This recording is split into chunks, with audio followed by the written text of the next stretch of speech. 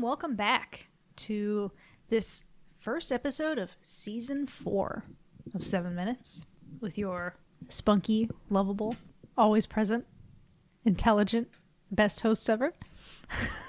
Who do you think is number one best host? Not me. Maybe you. You can say it's you. That's okay. No, it's not me. You can be a little full of yourself. No, not in this case. Well, Zach thinks he is. I'm the number 2 host, Zach. I guess I'm whatever. I'm whatever host. Angela. Dominic here. How's it going? Robert, hi. So we're back. And it's been a little while, not as long as the last time we took a bit of a hiatus. It's only been a couple of months, but it's now halfway through February of 2024, which is pretty shocking. Dom just celebrated a birthday. Happy belated birthday, Dom. Thank you. So, we have a good amount to talk about today. Maybe we should just jump right in. And as usual, we'll start with one of my favorite topics. What have we been playing? Dom, what have you been playing? Okay, I'll start it off. I have been all in on Final Fantasy 16. Finally. Yeah. So since the last time we recorded, that's all I've been playing. I have made it a point to not throw another game on, get distracted by a new release. And trust me, there have been some that I've almost dabbled in, but I've been pretty steady on Final Fantasy. My game clock shows about 70 hours, which I would imagine is true because I restarted my first playthrough, but I had only played probably like 4 or 5 hours in. According to the game, I'm about 95%. All right. I'm at the point now where I'm basically chasing down Ultima. Okay. And, I spoke a little bit about it last time. This game is just like, it's my shit. Like, I love everything about it. Yep. The shortcomings are all trumped by everything that's good about it. The story is excellent. It's one of the greatest games I've ever played, I would say. I haven't finished it yet, but it's up there. Agreed. I mean, I think that's the one I gave my game of the year to, I believe. It was Final Fantasy 16. Yeah, it was incredible. Yeah, if I compare this to my game of the year, Hi-Fi Rush, I would have put this there. I mean, it's just so incredible. And the music is such a standout. Yeah. Now that I'm getting more of the icon powers, like I just unlocked Odin, and it feels like a completely different game now. I mean, some of Shiva's abilities are samey from like the Titan, from Titan and Sid's icon, the electric. Ramu. Yeah. You just sort of do a hit on the ground and it creates like a shockwave. Shiva does similar, but Bahamut and Odin. So like Odin's special ability, like the one that takes a bunch to charge, it's completely different than anything else I've come across. Yep. And it's like a one-hit KO on a lot of shit. And it's just so badass. And I'm just going through this last little segment, fucking shit up, basically. It's such a spectacle. We've talked a lot of Final Fantasy 16 on this podcast. I couldn't chime in too much. But now that I've played it, it would be in my top 5 games ever. I was talking to you guys a little bit. The side quests are just a little too much for me. It fucks up the pacing pretty bad, in my opinion. I'll be very invested in the story and where I'm at in the main quest. Yeah. And then I get back to the hideaway, and it's like my entire map is full of these side quests that I already know what they're about. Yeah. And some of them are good. Like, I can remember side quests that I really enjoyed, but there are definitely it's like, okay, the fun part is over, and now you got to do side quests for an hour and a half. Yeah, and I'm with you. Some of them were memorable. They were not to the degree of Witcher 3, really. But, I really did care for most of the characters. And so many of the side quests, you get that little memorabilia, if you will, that you can put in your room or whatever. And so that had almost like a bit of closure to that, piece the whole story, which was pretty cool. Yeah. So those side quests particularly were well done. Yeah, those were the side quests that I focused on, like getting my chocobo, getting my dad's helmet, that kind of stuff. Yeah.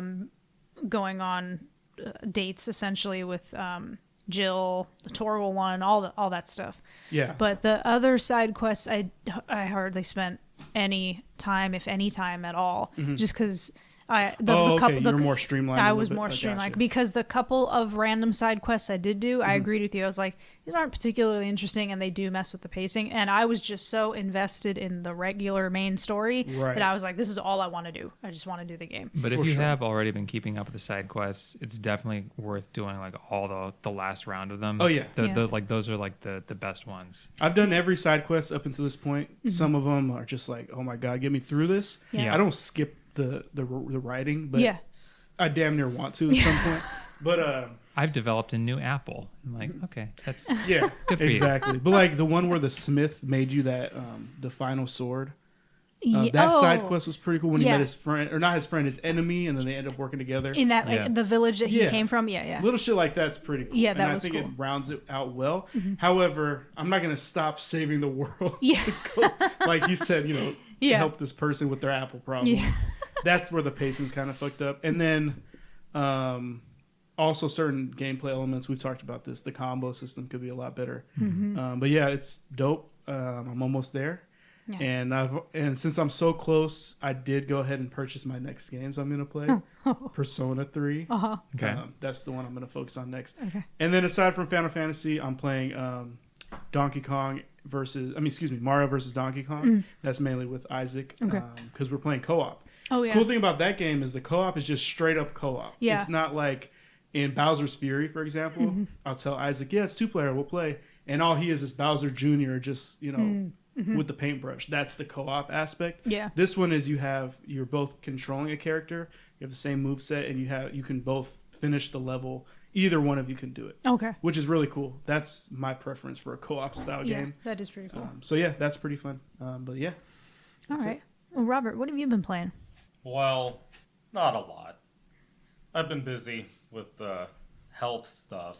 I think the last time we talked, I had talked about playing Apollo Justice, or maybe I was on the verge of starting Apollo Justice, but I've been doing the trilogy, played all the way through the first game, and now I'm working on the two 3DS installments. It also has me wanting to play the originals, so I've been bouncing back and forth between Apollo Justice trilogy and then the Phoenix Wright trilogy, and that one I'm in the second. I believe it's the second game that I'm working on. How many times have you beaten the first Phoenix Wright? I think I've beaten the first Phoenix Wright, let's say maybe 3 times. The other one's just one apiece. Apollo Justice I had never beaten. I think I got close to beating it, but I don't think I did. Because I got to the end of the case, and there was this like digital jury system thing where you're like investigating, and I don't remember it at all. So I think that was my first time beating that one. I just think of you as like a very big fan of the Phoenix Wright games, so I was just curious. Oh yeah, I love them. I still haven't. I still have to get through the Great Ace Attorney or whatever. Oh no, those are good. That compilation's out, but there's the Miles Edgeworth spin-offs where you get to actually run around as Miles. Did both those get released in English? One did. Oh, okay. And so I'm just like looking. I'm like, you have everything remastered. They should remaster both those games. The only thing, though, is they like to get rid of the pixel art. And if they were to remaster these two Edgeworth games, I kind of wish that they would leave the pixel art alone. But we're probably never going to get them.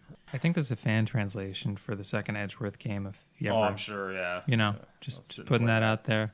All the Ace Attorney games were all DS releases, right? Some of them started as GBA, and then the series Yes. continued on DS. I think the first 3 are all Game Boy Advance games in Japan, and then they turned them into DS games after that.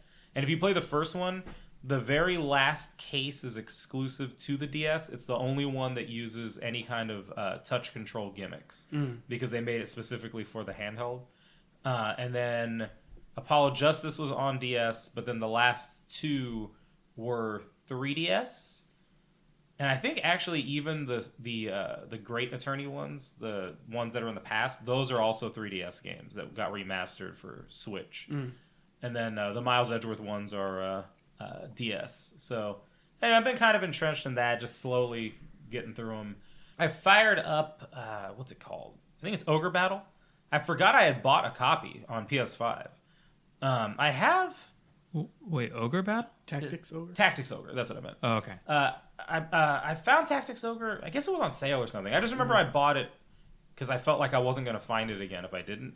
And so I was looking at my PS5 collection of games and wanted to play something. I was like, oh yeah, I forgot I have this. So I've kind of started that one up, but I'm not very far into it. Oh, I did play a good chunk of Cocoon.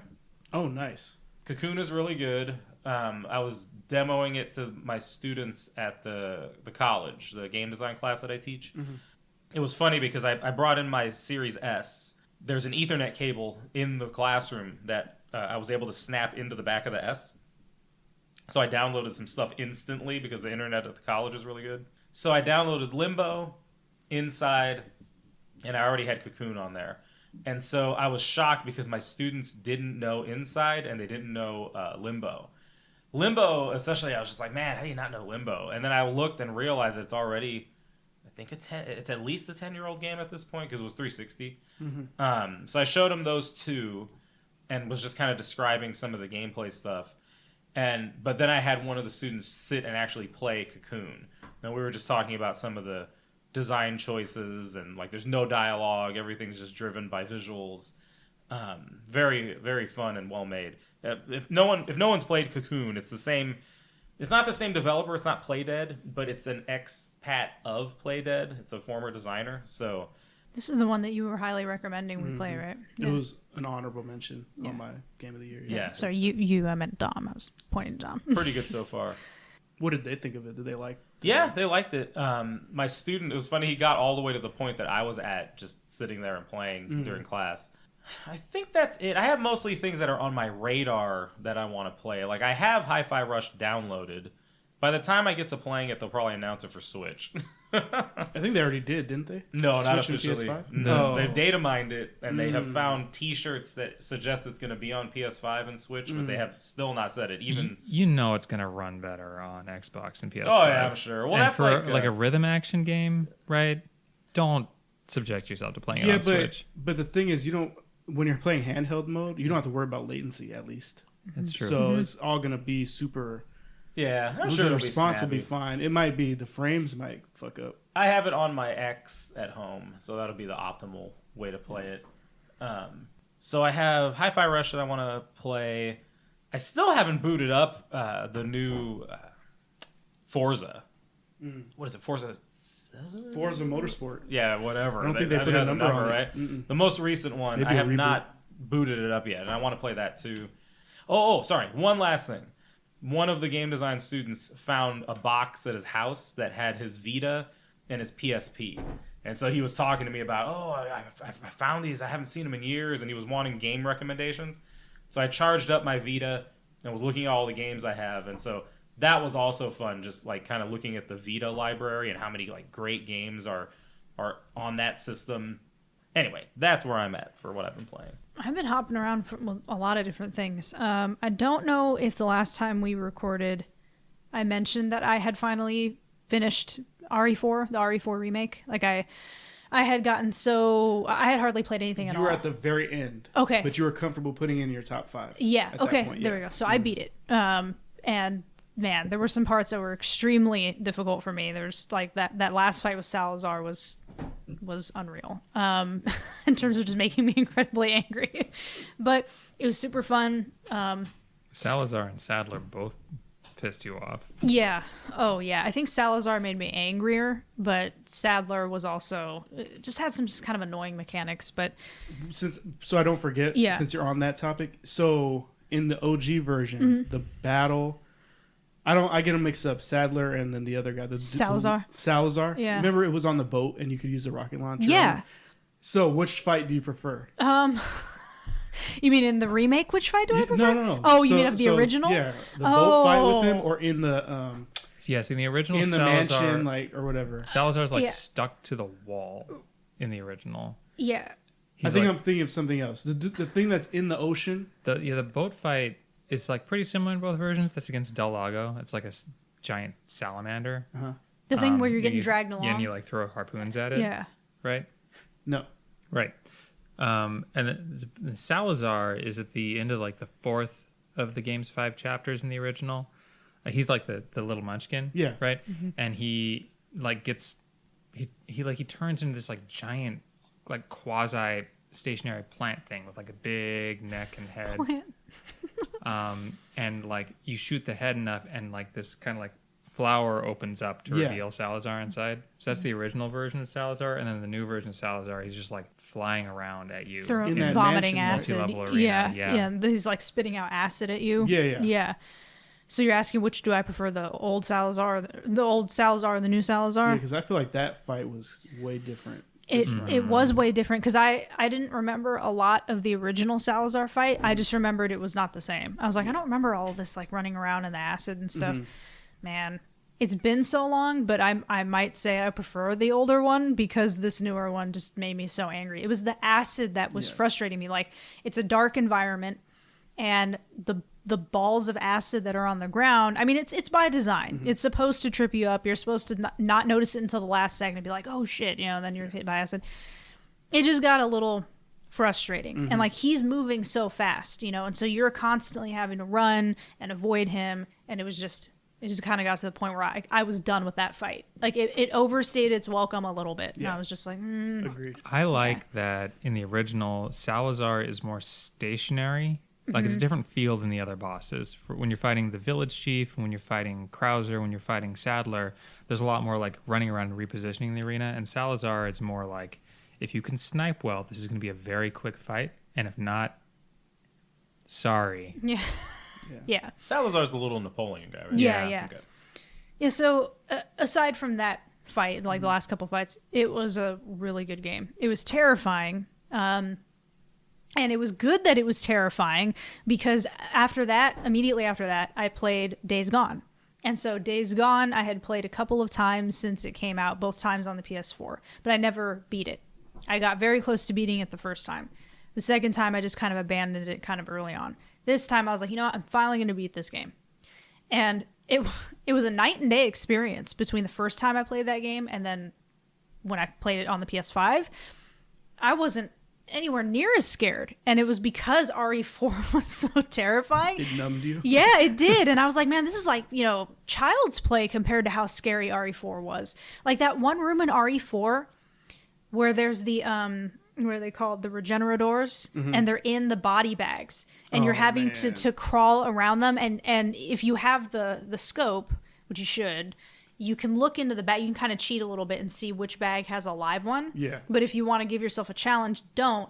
And just try and sneak around. And hopefully you don't bump into one and it slides out of the bag. That room was terrifying. It's very entertaining to watch Angie play scary games because her body like reels back from the TV, so she's like pushing herself as far back in her chair as she can, half a step removed from jumping over to hide behind the chair. I will find myself physically, like, how some people, when they play racing games, they'll physically move their body when they're turning. I will find myself physically peeking around corners. But that's that part in RE4 on hardcore. I remember very clearly because I had no fucking ammo. Yeah. So I had the scope, but I didn't have any sniper ammo. Or whatever. Yeah. It was, and I didn't equip the machine gun. That's the only other gun you could put the scope on. Oh. It was either one specific machine gun or a sniper. See, I always had on the sniper. Shit was awful. Yeah. Well, then I moved on Days Gone, beat it, finally. That game gets shit on a lot, and to be honest, it does it does deserve a lot of the criticisms it got, but I do think it was it's a better game than I think it gets credit for. Its main problem is that it's too ambitious. It was one of those games that just kept going and going, and then like by the end, you're like, oh, okay, I've reached the end. And it's like, no, there's still some fetch quests you need to do, and there's still some things you need to get ready for the final battle. I'm like, oh my god, like, again, overstaying its welcome. If some of the fat had been trimmed, if some of the writing had been improved, some of the characters' arcs had been improved, it would have been a significantly better game. But the thing that really shines are your encounters with the hordes. Those are super unique. Zach had said, and I agree with him, that he can't really think of a comparable experience in another game because at first they're optional. You only come across a couple earlier in the game, and you really don't want to engage them. You're not equipped to do it, unless you're like you really got a bug up your ass. But it's like if Olimar had to fight a horde of like 400 evil Pikmin. Yeah, but when you finally get the napalm Molotovs towards the end of the game, and then you have to take out your first horde. All of a sudden, it's a totally different experience. And everybody's going to tackle hordes differently, and they do. And I was looking at a couple people online saying for this one particular task I had to do. I ended up playing it entirely different than them, but I still ended up clearing it. So it was an interesting experience. But like I said, that's like the standout, I think, feature of the game. It needed to do more to be a stellar experience. And for a game that's centered on a biker, your bike becomes more of just a downer, because it takes so much damage and it's a gas guzzler. And even when you improve its durability or you improve your gas tanks or whatever, you're still taking a lot of damage and consuming a lot of gas really fast. I'm like, but he's a biker.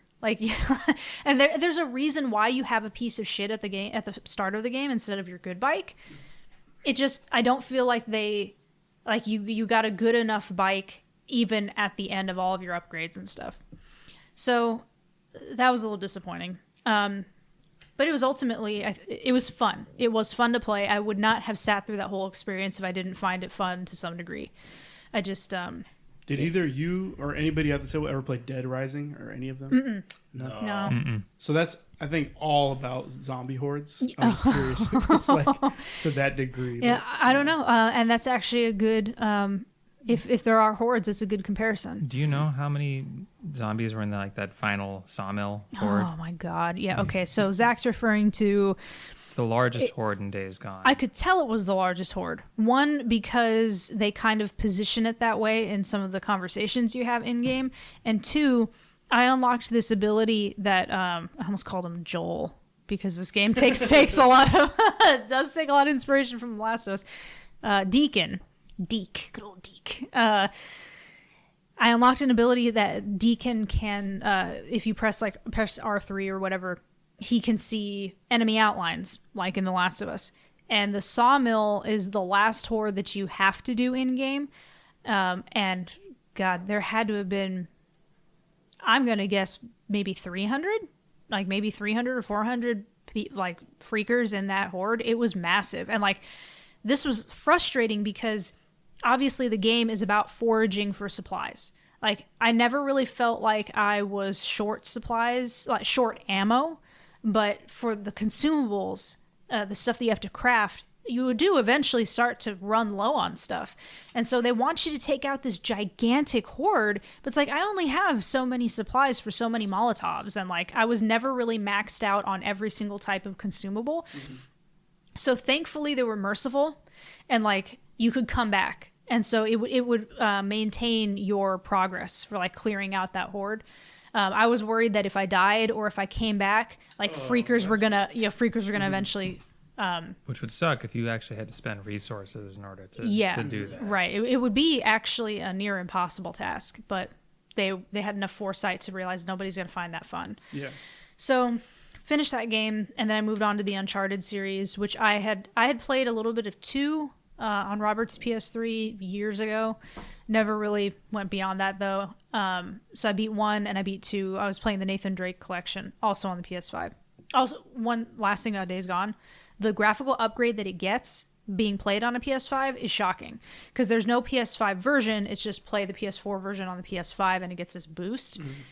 One of the best looking games, I think. Mm-hmm. Not even an exaggeration on the PS5. It was pretty shocking how good it was. There were some little graphical things every now and then, textures that wouldn't render or wouldn't fully render. But aside from that game looked pretty incredible. Yeah. And the natural Oregonian environments are really beautiful. Bend Studio is based in Bend, Oregon, so they know the environment and the terrain there, and they just did a really faithful, I think, beautiful recreation of rural Oregon. Yeah, from watching Angie, I don't think I'm ever going to play this game myself, but the two big draws that made me consider it were the landscapes, like Pacific Northwest landscapes are just gorgeous. Mm-hmm. And then the hordes seem like fun to do. But most of the game is not fighting hordes, you know, so probably not going to play it. Mm-hmm. Yeah. And, like you get some kind of funny dialogue, like Deacon towards the end encountering this dude who he's like a total tweaker. And he's like, you know, what's your name? And he's like, Deacon St. John.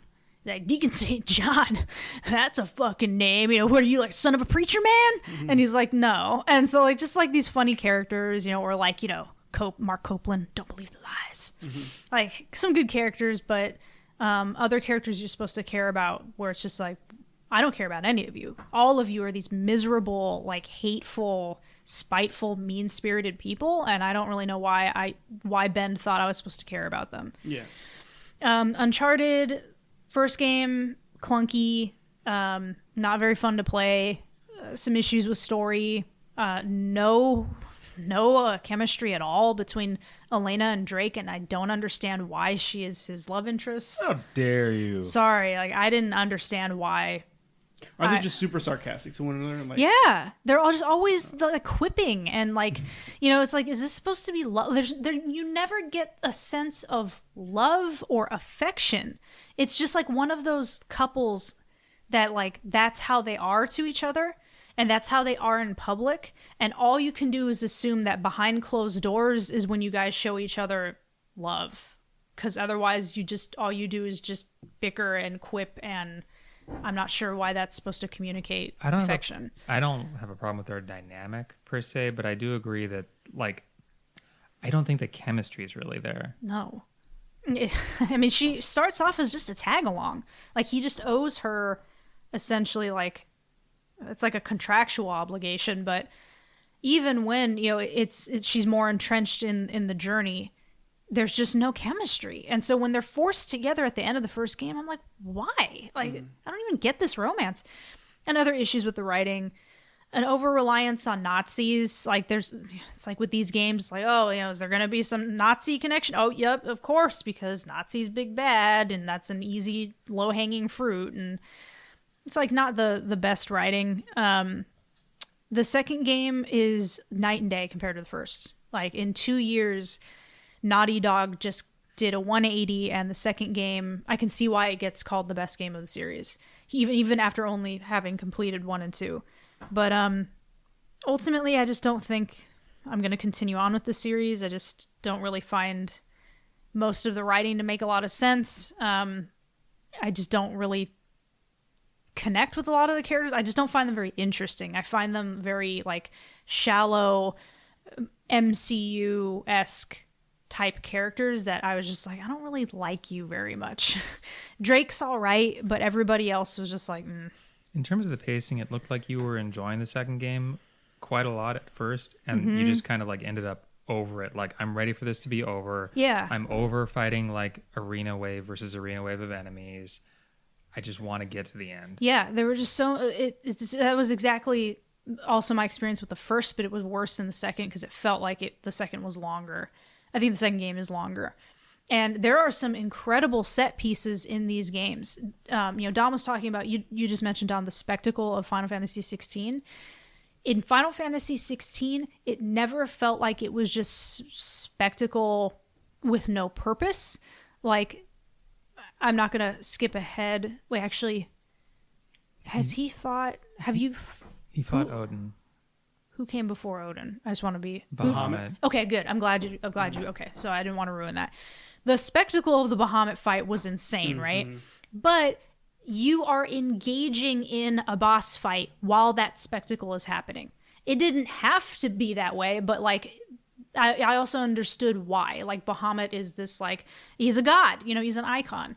And then, you know, Phoenix and Ifrit Yeah. combining was just fucking incredible. Insane, yeah. And so, like, I understood the point of the spectacle. There was some spectacle, especially in Uncharted 2, where it was just like spectacle for spectacle's sake, and it was just kind of unnecessary, and it didn't really need to be there. And so that kind of started to wear on me a little bit. And but I got to give him credit though. Those set pieces are incredible. Like the game was ahead of its time, 100%. And with the graphical upgrade it gets in the Nathan Drake collection, the game looks amazing. It was just, I don't know, it just wasn't for me. The gameplay was kind of fun. It was just the writing I wasn't really a fan of. But what were your thoughts on the Ludo narrative dissonance? Oh, okay. So there's the part at the end with the annoying like movie villain moment with what's that dude's name? Lazarevic, the Serbian warlord, and he's like talking to Drake, and out of nowhere he's just like, you've killed all these people, Drake. You've killed hundreds of people. You and I are basically the same. There's no difference between me and you. This has not been broached at any other point in the game. It's just, he just brings it up randomly to have this movie villain moment. And then Drake does not kill him. And like, cause he's about to shoot him and kill him. But then he sees, and you don't realize that Drake sees it at first, these guardians coming. And they just like, bash that dude's skull and kill him, whatever. And so it's like the end of Batman Begins, where Batman's like, I don't have to save save you, right? That's exactly. Yeah, I'm not going to kill you, but I don't have to save you. It's that type of moment. And I was annoyed by that because it was almost like the game was lending some sort of credence. Like there was some sort of validity to what Lazarevic was saying. Robert's right that this was, I don't know if he was thinking about it. I think so, because he described it as ludonarrative dissonance. After the first Uncharted came out, there was commentary about that, like Drake is just mowing down a ton of dudes. It's like this lighthearted Indiana Jones story, but he's like a mass murderer. So I almost wonder if like Lazarevic saying that was supposed to be like a response to like meta commentary around the original Uncharted game. I mean, if it was, Naughty Dog shouldn't have caved to it, and they shouldn't have cared. And I agree with that. Yeah, they shouldn't have included it, because when Drake chooses to not shoot him, like I said, it's almost like they're trying to say there's some validity in what Lazarevic is saying. It's like, no, there's not. And also, like, these are all these guys are pieces of shit. Like, they work for a warlord who wants to use this power to essentially destroy the world. Who cares, frankly, that he's mowing them all down? I don't. So, I love the Uncharted games. Nathan Drake was my main in PlayStation All-Stars Brawl.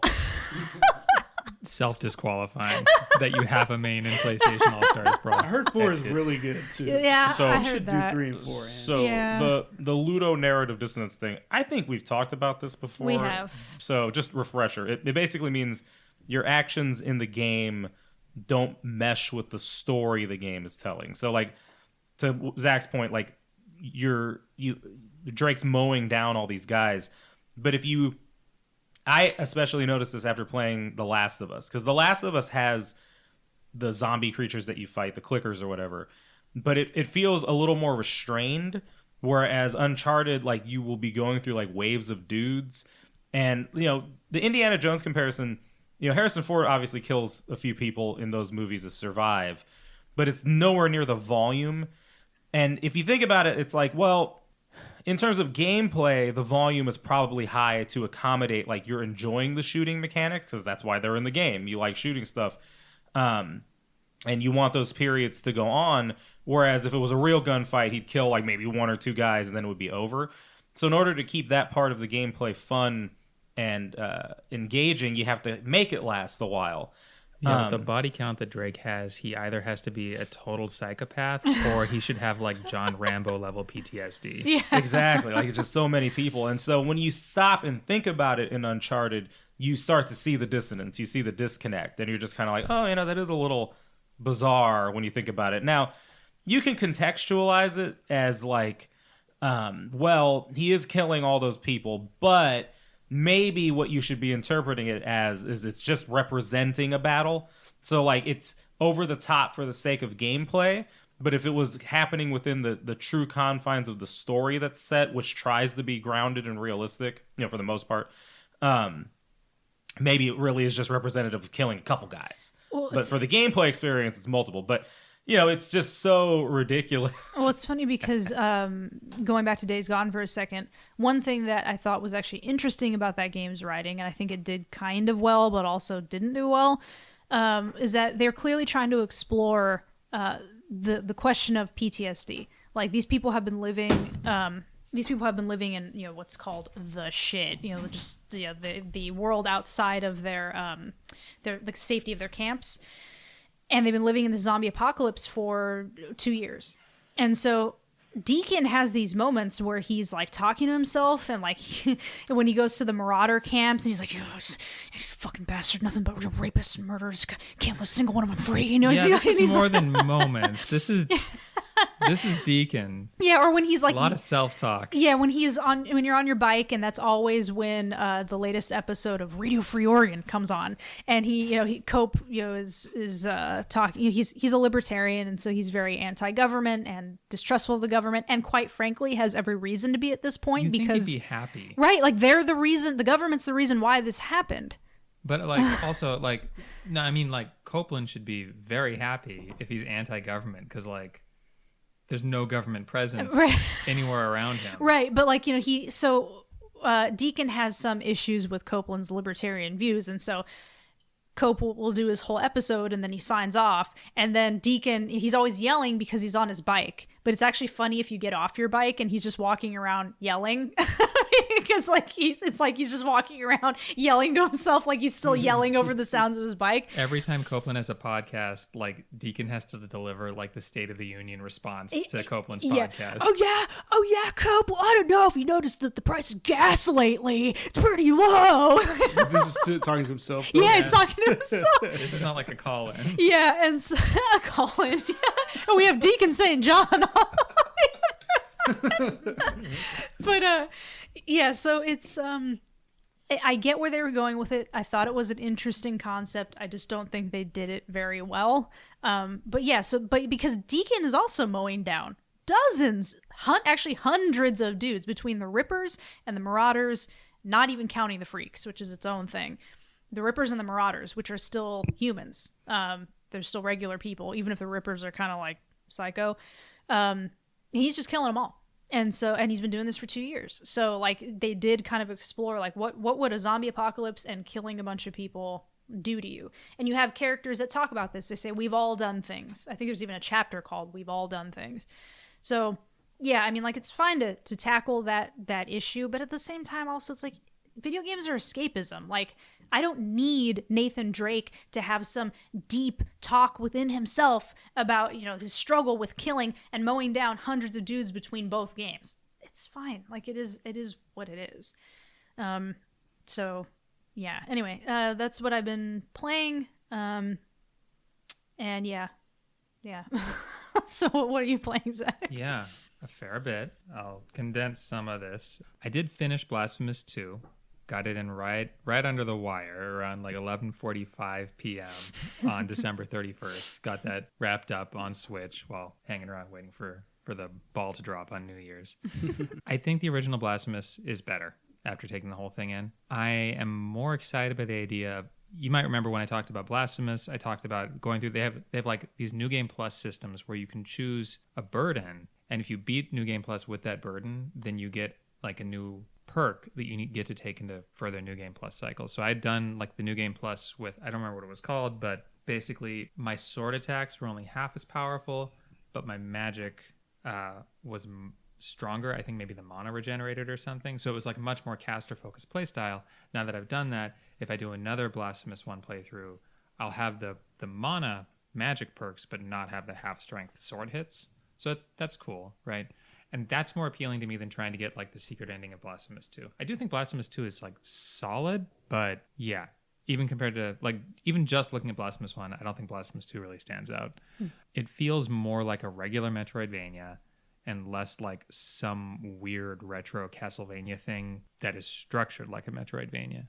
So less unique. Wo Long, I did end up going all the way through every difficulty level. So from Soaring Dragon, and then what was after that, Heavenly Dragon, and then Dragon King, which is the last one. Beat all the DLC bosses. I had to like the game kind of like opens up as layers like an onion. So you're engaging with more gameplay systems as the further you go through. And I do think that it stayed really good all the way through. The last boss, Demonized Yuan Shu, was very difficult.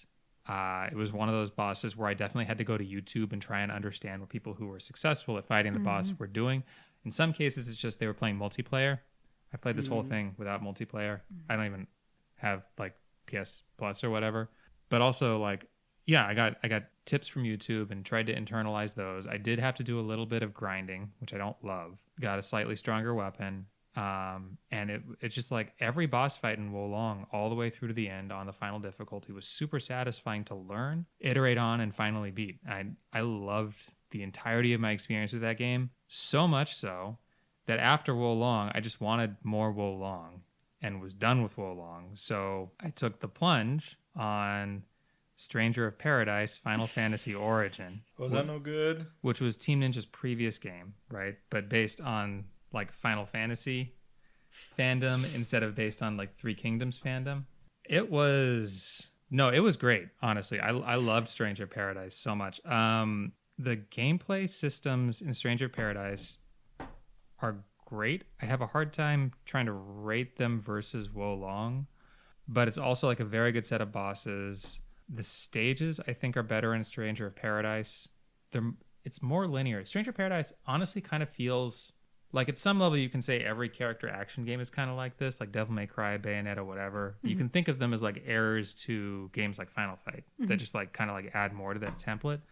But Stranger of Paradise, I'm not prepared to defend this point of view exactly, but Stranger of Paradise feels like the truest 3D representation of a side-scrolling beat 'em up that I've played.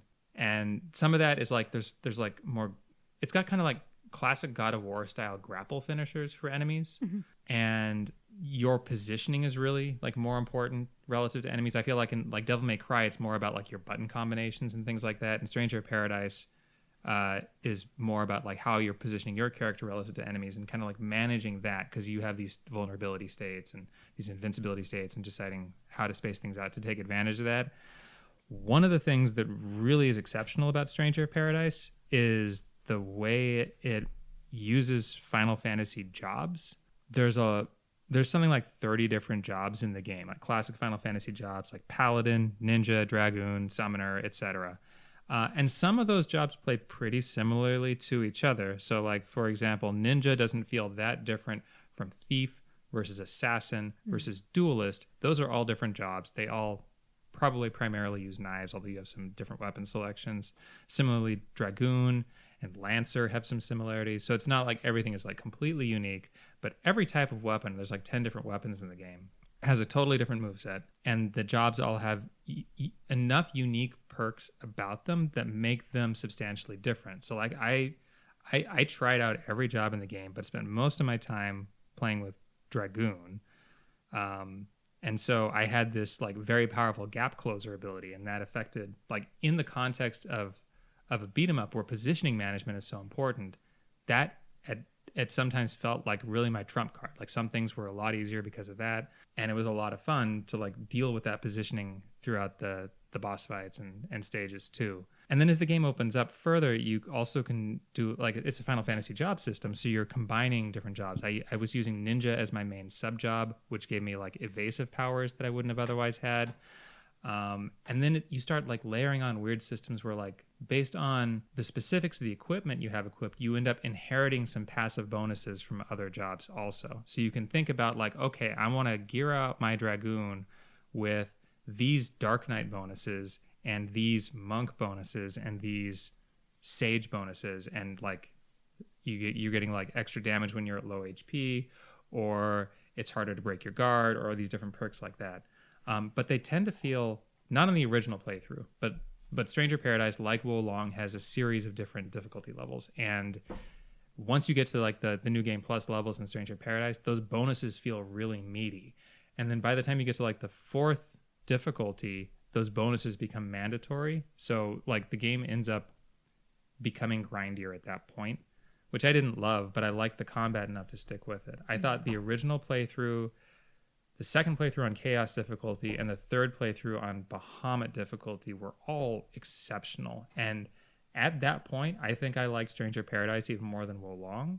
Wow. But Wolong stayed better throughout the whole experience. The fourth and fifth loops through Stranger of Paradise on Gilgamesh and Lufenia difficulty aren't as good as Bahamut. The story gets really dumb. And I'm not saying the story was literature to begin with. Everyone has seen like the clips from Stranger of Paradise or like the original trailer that got memed on because the main character says chaos like 16 times in like a 2-minute trailer. Yeah. And then like in the game itself also, like he's just this ridiculous presence. I love him. Like most of the other characters in the game are not very good, but Jack has like so much screen presence, and he's just legitimately a funny character because he's just such a weird contrast, so charismatically performed. What console did you play it on? I played it on PS5. I had looked into it, and apparently the PC version is not great. So that And was it's PlayStation exclusive? yeah. I think it's PS4, PS5, PC are the only options. It's on PlayStation Plus if you have the super duper subscription.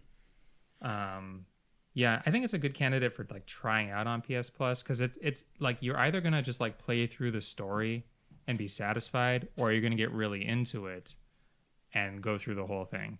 And I liked it enough to go through the whole thing. I do think, yeah, it's kind of like there are some like interesting ideas in its story, but I still don't think the story really works that well. And then in the fourth and fifth DLCs, it gets really stupid as the game reveals to you that the whole time it wasn't a prequel to Final Fantasy 1. It was a tie-in to the Dissidia games, which I already don't care about, but it's also like really stupidly delivered. And yeah, that like Jack remains entertaining the whole time through. The combat system remains great. I think the Chaos and Bahamut playthroughs of that game, the second and third loops, were absolutely fantastic. Loved it. So I went on like really like an action game, like Team Ninja action game bender, going through like New Game Plus cycles of Wo Long, and then doing the same thing to myself again with Stranger of Paradise. I needed a break from action games after that. So I decided to go back to Baldur's Gate 3, which I started over. I'd gotten to like a little bit into Act 2. Baldur's Gate 3 is 3 acts.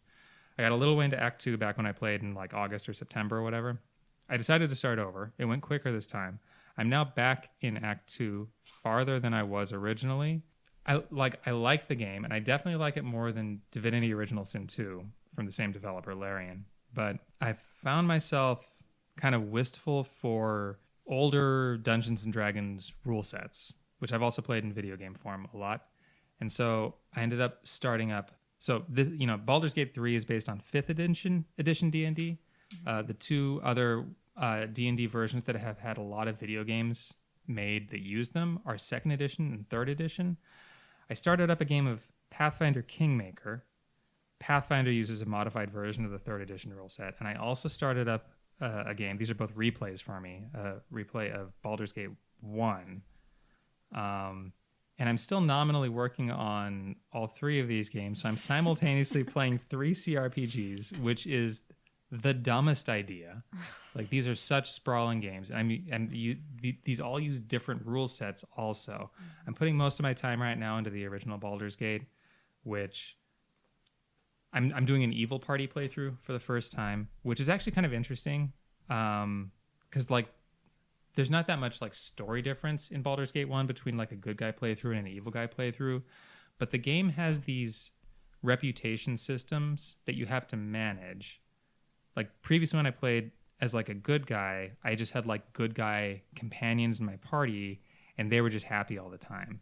And now I have these like contradictory pressures where the higher my reputation is, the better the quest rewards I get from things and the cheaper prices my character pays in shops, but my companions get angrier. So I have to like do enough bad stuff in order to keep the companions happy, but not so much that I suffer in terms of like quests. So it's an interesting like feeling of being cross-pressured between these two things. It's not just like I'm going to do all the evil things and then cackle, It's interesting.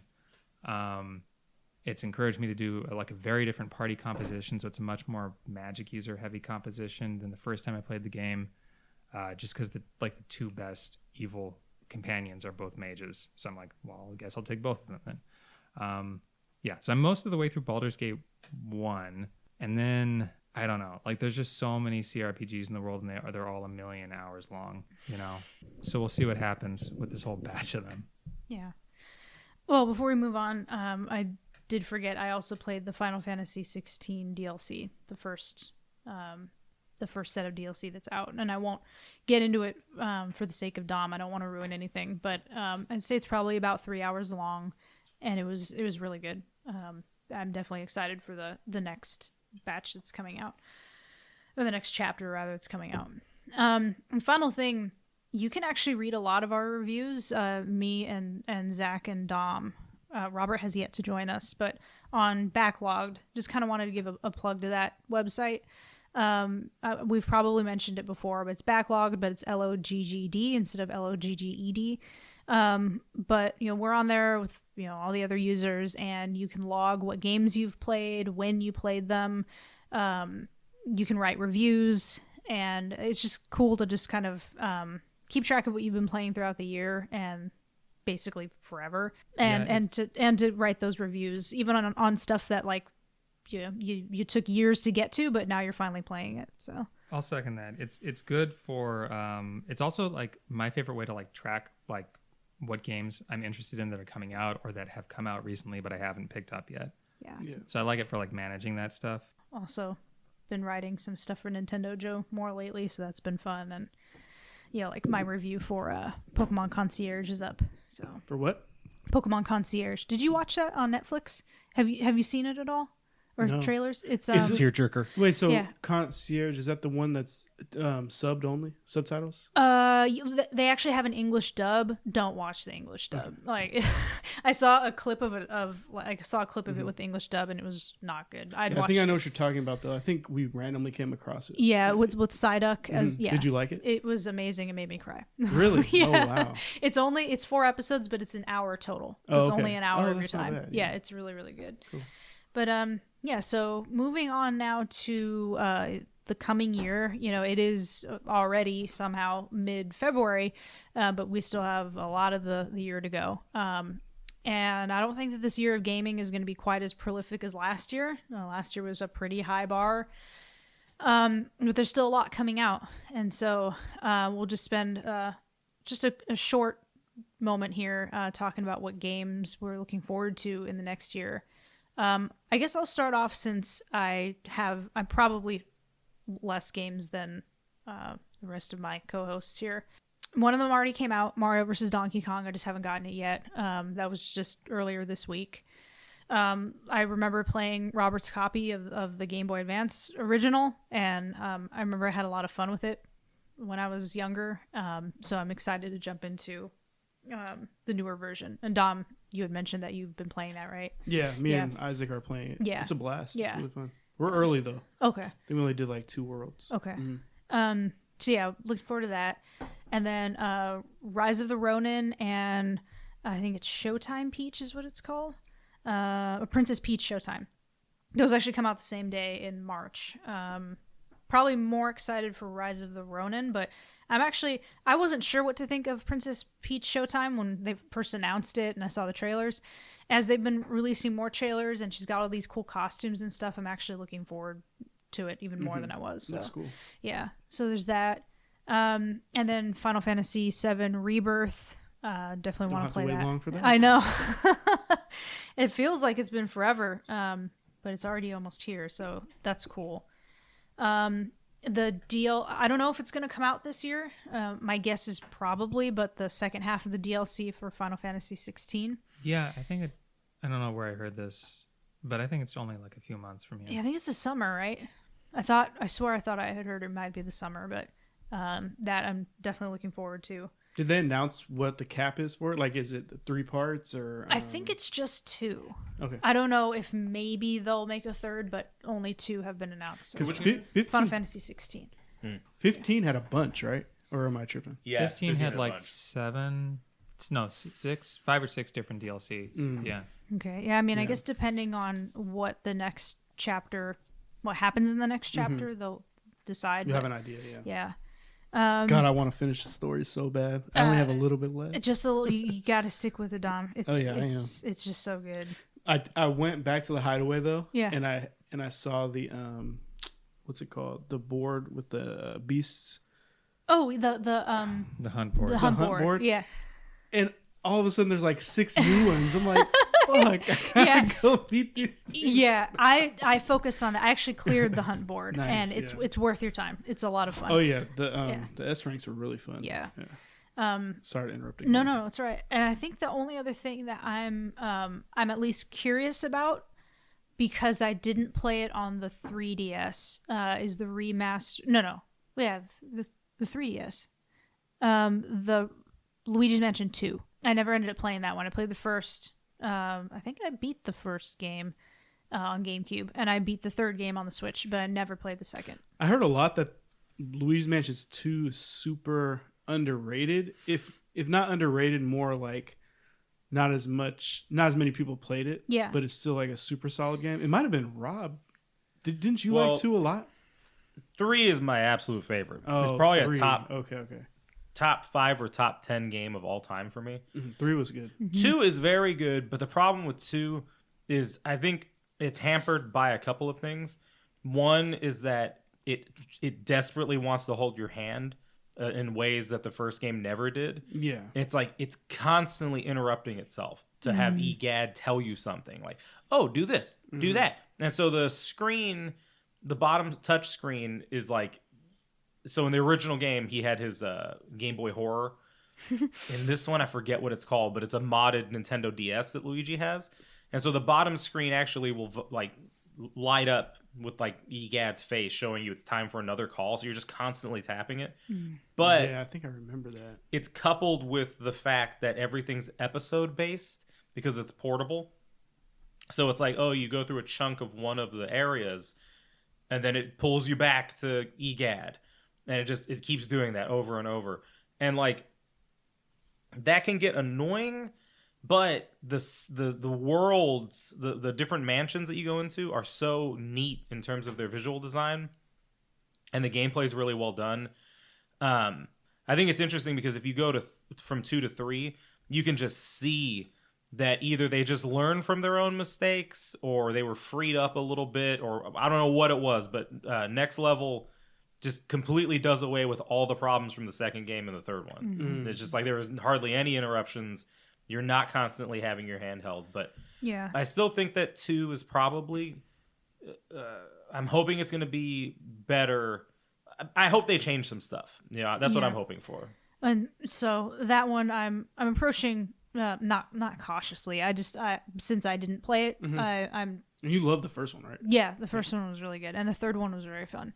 So that'll be one that I'll probably check out too. And then Yeah. even though it doesn't have a release date, I am super excited for Paper Mario and the Thousand Year Door. Yes. That is one of my all-time favorite games. It left a huge impression on me as a kid.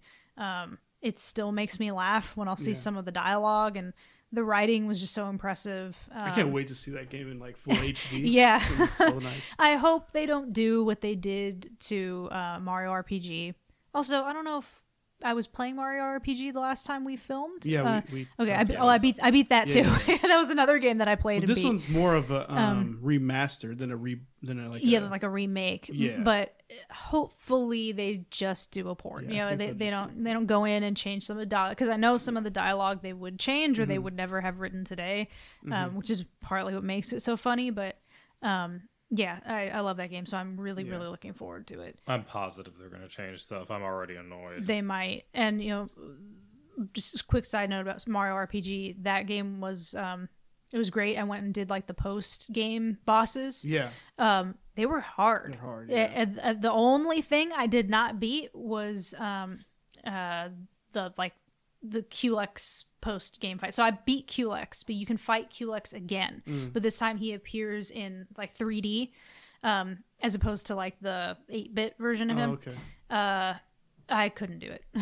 And I could admit, Yeah. Dirty Harry said, one time a man's got to know his limitations. I know my limitations, and I was like, I'm done with this. So, Thanks for spoiling the secret bug. yeah, well, it's been a while.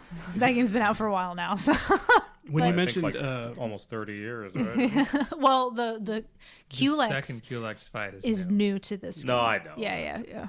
But when you mentioned Thousand Year Door and you said it's one of your favorite games. yeah. Recently, I was thinking to myself, like, yeah, Thousand Year Door is like probably my top 2, top 3 GameCube games. But I'm like, wait a second. Yeah.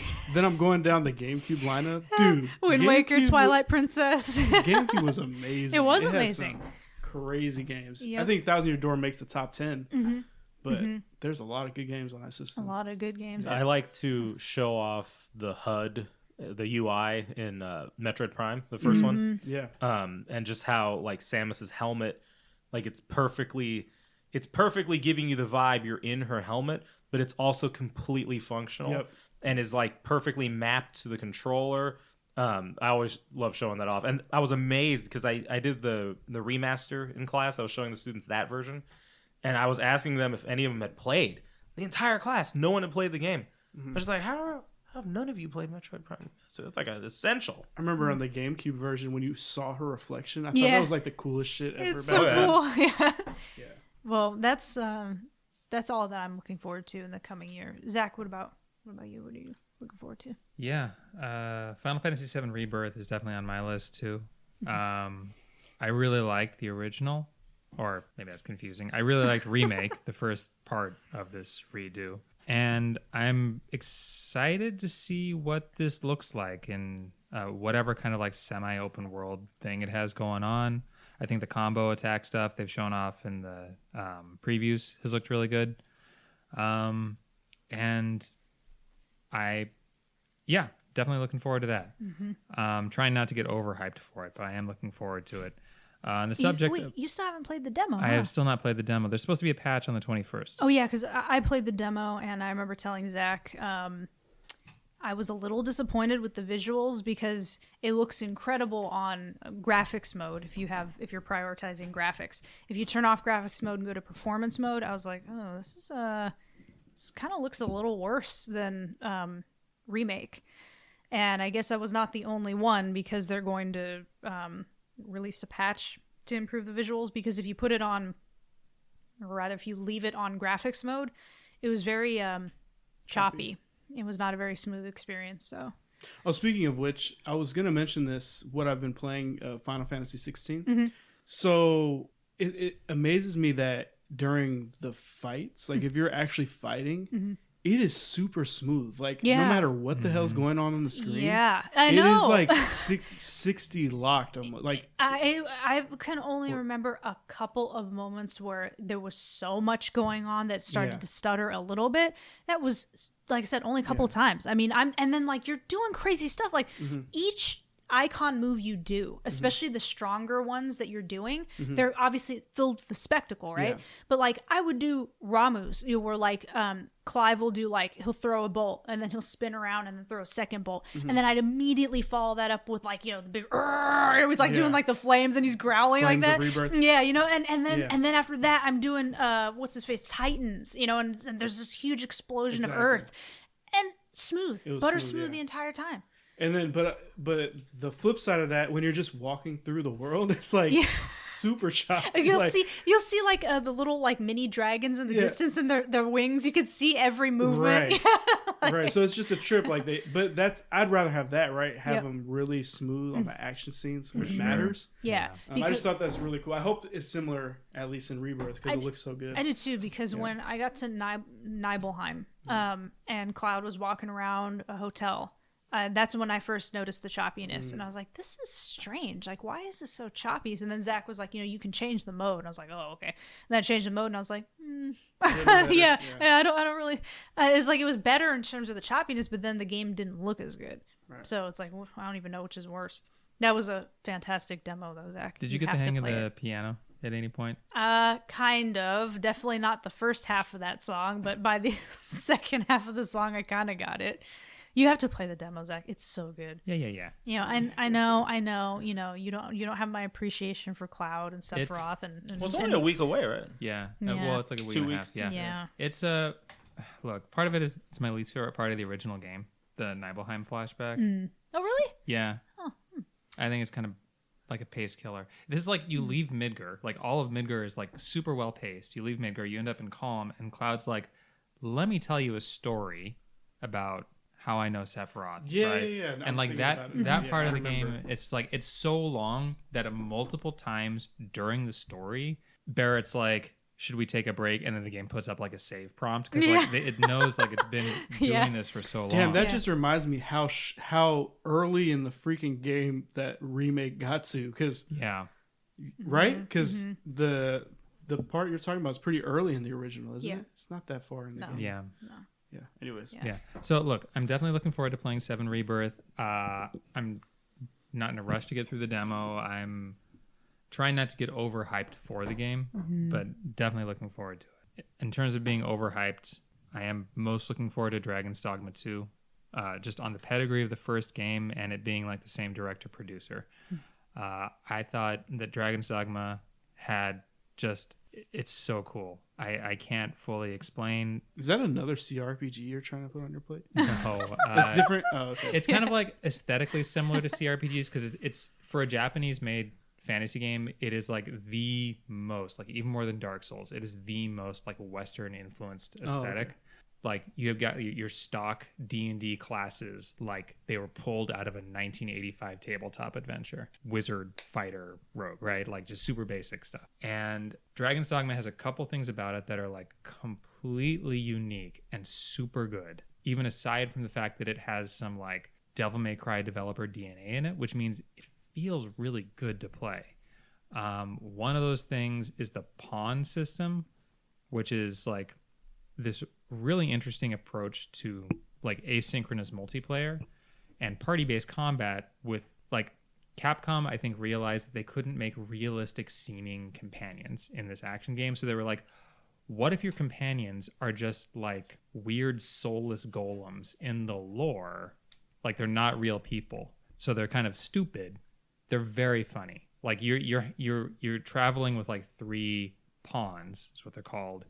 And they'll just say the dumbest, most repetitive stuff, but it's super charming. Like, wolves are weak to fire, my lord. And there's like stuff like that, right?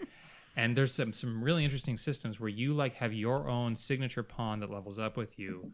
Other players can rent your pawn and go on adventures with them. And the pawn will tell those other players information about things it's seen in your game. And your pawn will learn about like different quests that you haven't been on while being borrowed by other people. And you're borrowing their pawns too. So it's this way of like kind of like playground rumor information transfer through the pawn system. Very cool. And the other thing is just the combat system in Dragon's Dogma is the best. Like there are like these huge monsters, and the way every character class can interact with them. Man, if I made a list of like the 10 most memorable video game like fight encounters I've ever had, at least 2 or 3 of them would be from the original Dragon's Dogma. The game has like a way of like letting you create your own stories in the gameplay, and it's so good. So just like on the pedigree alone, I'm really looking forward to Dragon's Dogma 2. It's the one you're crowning, right? Uh-huh. Okay. Also really looking forward to Rise of the Ronin, especially after spending so much time on the 2 most recent Team Ninja games, Wolong and Stranger Paradise. I'm actually a little tempered in my expectations for Rise of the Ronin because I don't think it's going to be like, I don't think the combat's going to be as good or the boss fights are going to be as challenging if it's going to, because it's trying to be more of like a AAA kind of experience, I think. So, And everybody here has played Ghost of Tsushima, right? So yeah. it's like gonna be trying to live up to that, right? Like in a way, kind of. Or are they 2 completely different games? They're completely different. They're both open world samurai games though. So like, you know, there's like some crossover appeal at the very least, you know. But I don't know. I don't expect Rise of the Ronin to be as hardcore in terms of like boss design or difficulty, and I don't expect there to be as much like enemy variety either, because you're just going to be fighting humans. I think it's trying to be like a more grounded historical experience. So we'll see. But like, I would be an idiot not to at least try it after the experience I just had with these other two Team Ninja games. Agreed. If they keep it a short and sweet type of deal, then I think it could probably, based on what I've seen at least, if they can keep it streamlined, I think it could do pretty good. Yeah. Also, it almost goes without saying, but there's a Final Fantasy 14 expansion that comes out this year, so obviously I'm going to play that. Yep. This one is supposed to be kind of a reset, fresh adventure, whereas like all the previous like decade of story had its climax and epilogue in the previous expansion, Endwalker. So this is like supposed to be newer. Is it going to have the same group like, Ishtola? And, they're all going to appear. It's not clear how central they are to it, but like they all appear in like the trailer for it. They might be off doing their own things. I don't know. Okay. I think 14 is coming to Xbox this year. Yeah, it is. All right. Maybe I'll dive into it. Also, like I have no idea if it's coming out this year, but if it does, Silk Song is definitely going to be like a high priority for me. Like I still think Hollow Knight is almost peerless in terms of 2D Metroidvanias. So yeah, definitely that. And actually, I feel like for me, there's a lot this year that I'm at least open to or looking forward to, or at least, maybe like wait for reviews, see more like in-depth, like real gameplay, see what it's like. But Stellar Blade is on that list. Oh, yeah. Yeah. So is Black Myth Wukong. So is Hellblade 2. I saw Black Myth Wukong on a list I was looking at.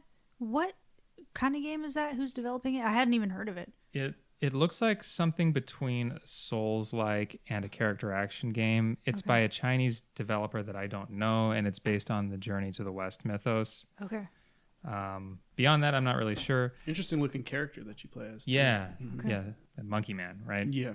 Also, Unicorn Overlord comes out soon. That's the new Vanillaware game. And I'm not really necessarily huge on Vanillaware, although I did like Dragon's Crown. But that looks like Ogre Battle more than most games I've ever seen. And I really loved the original Ogre Battle on the Super Nintendo, so I got a bit of a soft spot for that. It's like a kind of like a JRPG-ified real-time strategy game. So keeping an eye on that at least.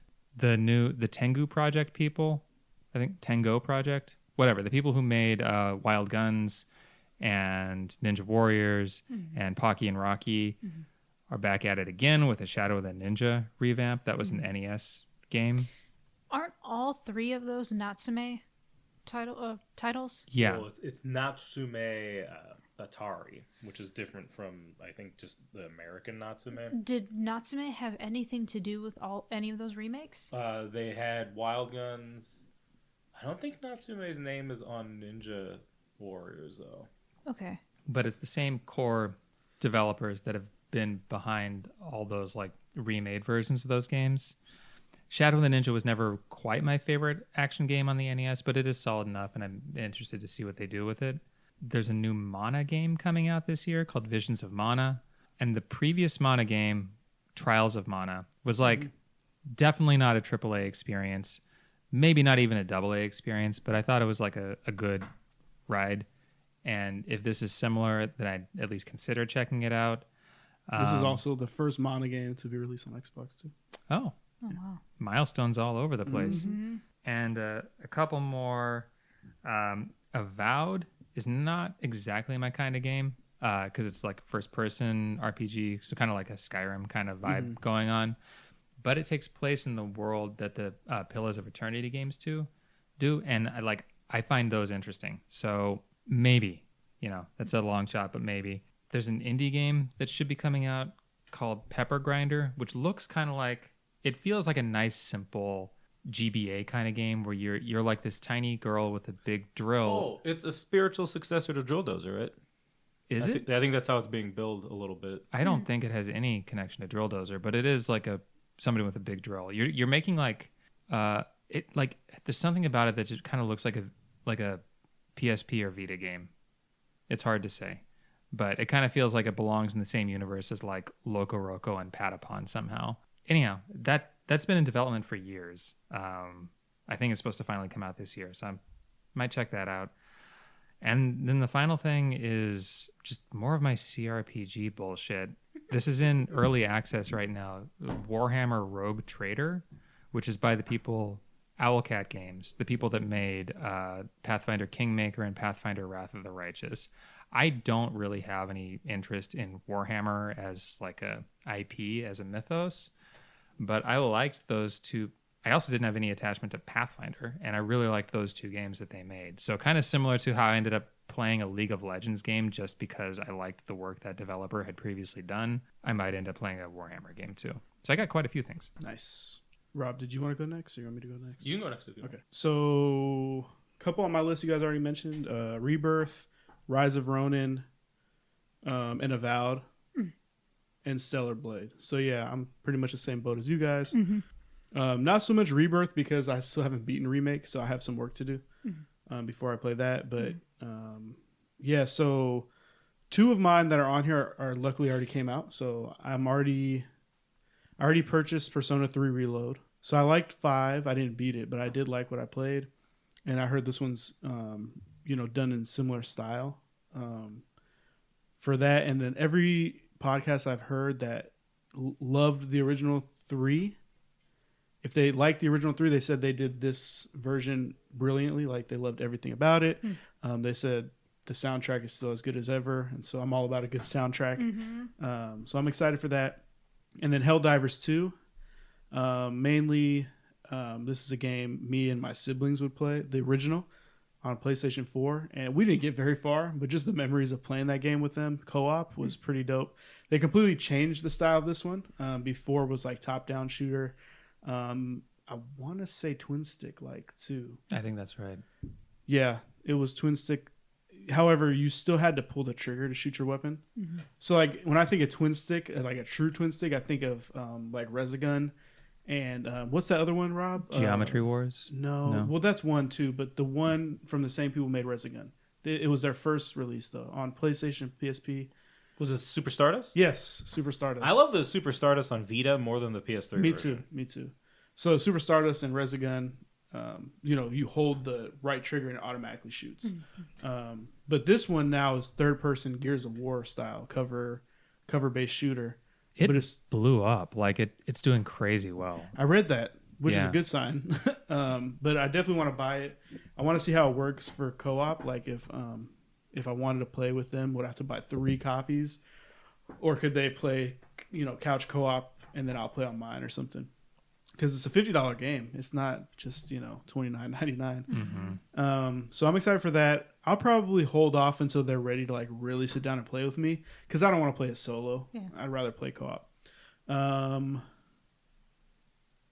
Yeah. So those are the 2 main ones, and then I have Stalker 2 on there. Want to say the last real FPS that was just awesome to me was like probably Doom Eternal. That game was really well done, and from what I've seen of Stalker 2, it looks pretty incredible. Halo Infinite was good too, but I didn't beat the whole story yet. So Stalker 2, I'm really looking forward to, and then Indiana Jones is kind of a stretch. That would be my risky pick if we did the Metacritic draft. But they're saying the next 12 months, hopefully. I'm excited to try that out. It looks pretty cool. But the good thing about not having too many games on my radar is I get to, catch up on some 2023 titles. So I'll go back to a bunch of stuff I didn't play. Or older. You just picked up Evil West, right? Yeah, I picked up, I think that was 23 though. Or was it? Might have been. I can't remember if it was like December 22 or January 23. Yeah, I picked that up. So I was actually gonna play that one next, but I was like, do I want another third-person action game right after Final Fantasy 16? So I'm mixing it up a little bit. So that's why I'm going Persona 3 first. Yeah, I was thinking how there were so many games last year that even though it feels light this year so far, by comparison, if you didn't get through everything, there's a ton left over. So For sure. Yep. all right, so I would just like to point out, because it's gaming related, on February 21st and 22nd, the extended editions Advent Children Complete, Final Fantasy VII Advent Children Complete, will be releasing in theaters for one-day events. The dub is on the 21st, and the sub is on the 22nd. Squaresoft is still paying for the mistakes laid down in Advent Children. Zach's a big hater. I am. Yeah. Where does the story fall in place? It's after the events of Final Fantasy VII. Yeah, it's the sequel, basically. You know, what's funny is that that movie came out when I was a teenager, and I hadn't played the original Final Fantasy VII yet. I was able to follow the story. I was actually able to understand what was going on, even despite not having the pretty critical backstory of the original game. Yeah, because the story is silver hair bad, sword fights cool. And Zach over here is acting like it was just the most confusing, nonsensical story that he couldn't follow, didn't make sense. It's a goddamn lie is what it is. Yeah. Hey, Rob, what are you looking forward to playing in this year of 2020? Yeah. Anyway, pointing that out for all of our friends out there. Now, I am looking forward to Princess Peach in March. I do need to pick up Mario vs. Donkey Kong, which just came out. You know, Mario vs. Donkey Kong. So there was a period in high school where we were still getting Nintendo Power, and I wasn't reading it. Like, it would come, and I wouldn't really pay too much attention to it. So games like Mario and Luigi and Mario vs. Donkey Kong, I had no idea even existed. And then when I graduated high school and was starting to go to college and had disposable income for the first time, I, of course, wound up in GameStop. And I remember finding Mario vs. Donkey Kong, like the box that was still on the shelf. And I just was like, what is this? And so I took it home and fired it up, and I was completely blown away by the physicality of Mario in that game, because his movements reminded me of Mario 64, but in like a 2D setting. Mm-hmm. And I was just like, how did they manage to pull that off in 2D? One of my favorite games. So I definitely have to try the remake. My only gripe, you can't be Luigi in the co-op. Instead, you're Toad. Like, whatever. But it's an odd choice. Yeah. Well, no shade towards Toad. He's cute, but I'll have to check out the first Dragon's Dogma because Zach loves it so much. Because I know the sequel's coming out, but I probably won't be getting that at launch. Rise of the Ronin, I definitely want to try that. Looks pretty cool. Stellar Blade is in April. I definitely want to get that one. Let's see. Hold on. I have things marked in my calendar. I'm curious about South Park Snow Day, except I think it's a live service game. Oh. So that might not be good. But like visually, new episodes weekly. I don't know. It was a little disappointing when I saw that.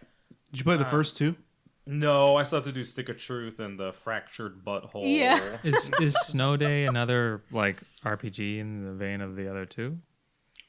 I'm not sure. I don't totally know. I need to investigate more. I just know the visual style looks interesting, and I heard the thing about potentially being live service, which also has me kind of down. But you're excited for it. Well, because it's South Park. I see.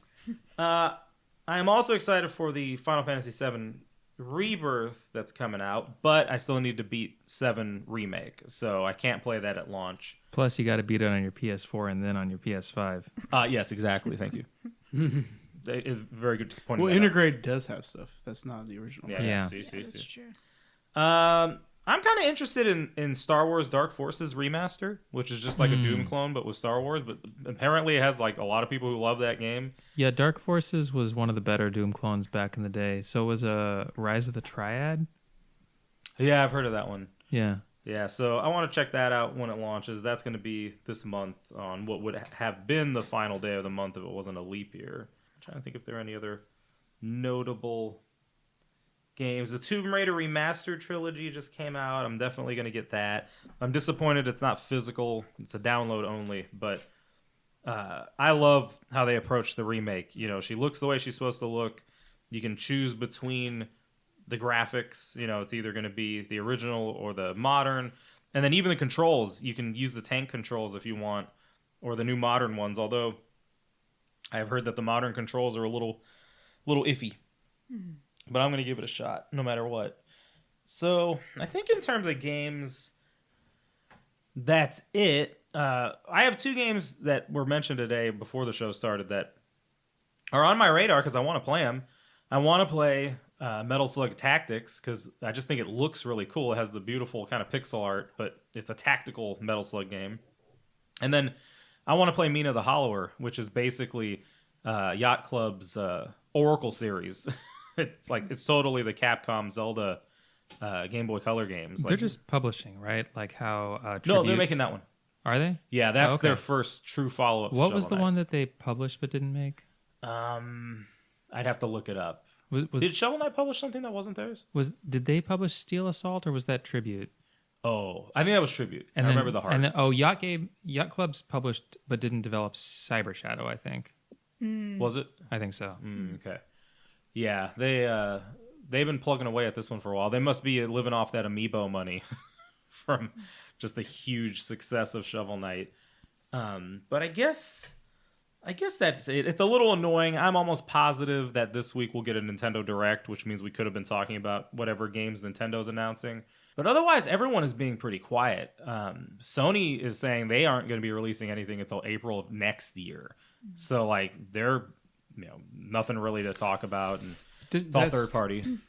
That's existing, IPs though, right? Well, Is that what they said? That's actually, I think this is a good moment to segue into the next portion of this episode, talking about a couple of current events. Even though we usually release about an episode a month, we do have our finger on the pulse of what's going on in the industry. So there's an article, I'm reading from an article that IGN wrote about this as of today. This is about a 3-day-old article, but it is titled PS5 Entering the Latter Stage of Its Life Cycle, Sony says. But basically, Sony initially set a pretty ambitious target of 25 million PS5s sold during the current financial year, ending March 31st, 2025, but has now revised its forecast down to 21 million after PS5 sales during the crucial holiday 2023 quarter came in lower than expected despite aggressive promotions. According to Bloomberg, Sony's senior vice president Naomi Matsuoka said the company now expects the sales pace of the PS5 to start falling from the next fiscal year, which begins April 2024 and runs until the end of March 2025. Looking ahead, PS5 will enter the latter stage of its life cycle, Matsuoka is quoted as saying. As such, we will put more emphasis on the balance between profitability and sales. For this reason, we expect the annual sales pace of PS5 hardware will start falling from the next fiscal year. They did also say... so they meaning Sony, they said it will not release any major existing PlayStation franchise games before April 2025, ruling out big sequels in the God of War and Spider-Man franchises anytime soon. Not that we expected either of those. Yeah, no, I don't think anybody, especially not like I think Spider-Man. the bummer is that means there's not going to be Ghost of Tsushima this year. No. Yeah, so when Robert said they're not releasing anything until 2025, he's not the only person who took that article that way. Yeah. So, it's kind of one of those weird things, the way they word it. Yeah. So they basically like, are saying, we'll have first-party stuff, but it's not going to be anything established? Is that Yeah, it's not going to be a God of War sequel, no new Spider-Man, which is they both just came out Right. within the last 12 months. Why would we even expect it? Nobody was So expecting that. the article is kind of misleading, in my opinion. Yeah. I mean, at least the way it's projected. But that's Yeah. kind of my stance on that part. So it means no Ghost of Tsushima sequel, no secret Uncharted reboot, Right. but And Horizon. I mean, I Yeah. know it hasn't been as big of an issue as when the console first launched, but it feels like the PS5 never really moved beyond shortages. Like it's always difficult to get one. Up until very recently, there were still like the those drops that you could sign up for. I think it was like through Sony directly. It was like whatever bundle was coming out or whatever. It was like, hey, you can sign up and then you'll hopefully get one the next time we get like a shipment in. So if they're disappointed by the console sales, it's like, well, you never really seem to have enough. Like you just never really seemed to produce enough. There was always a shortage of them. Well, that's because of the chip shortage, right? Yeah. It wasn't like they were trying to hold back. It's true. And Like same with Xbox. I think Xbox Series S was generally pretty available, but the X was also impacted. Is that right? Yeah, at launch at least. Yeah. And for a year or so after. yeah. So I think it's weird with the surrounding the PlayStation side of it. It's like, if they're really saying this is, the end of the cycle, what a weird cycle, right? It's like the first third, no one could get it. Second third, everybody has one now. Third, the final third, it's like everybody has one. Now we're gonna stop. We're leaning towards stop supporting it. It's like, well, it's so if you seems look odd. if you look at the numbers right now, the PS5 is sitting at it's over 50 million. They have sold over 50 million PS5s. If you look at Switch, it's insane. It's at 139.36 million sold. And then if you look at the series, I believe they're combining both numbers. So this is Series X and S is at 21 million. Mm-hmm. So it's less than half of PS5, but then PS5 is like a third of what Switch has sold. And Switch is just going to keep on selling. I mean, but the thing is, to everyone's point, the supply issue, it's just been a weird generation. I mean, the whole thing with COVID just kind of derailed, I feel like, Xbox and Sony to where PS5 and Microsoft were just stuck in this position of like everything you make, you have to essentially be accommodating for the fact that you don't have that many of your newest system in anybody's hands. So, it hasn't been until kind of recently that we started getting the true current gen stuff, like Final Fantasy 16, for example. And now they're like, oh, we're ready to move on. It's like, well, why? I mean, for one thing, PS5 is still a $500 console. That's expensive. You can go buy a Switch for $200, $250. And even the high-end Switch, you get the OLED. That's, what is it, $300, I think? I think it's 300. So it's like, why is PS5 still $500? Like, that's crazy. And then the Series S and X, now they're less expensive, obviously. And I'd be curious to know, I mean, I have done minimal research. I'm sure maybe I could find the numbers, but if the combined numbers of the S and the X are at 21 million, how much of those are S versus X sales? It's like I'd be curious if the S is dwarfing the X.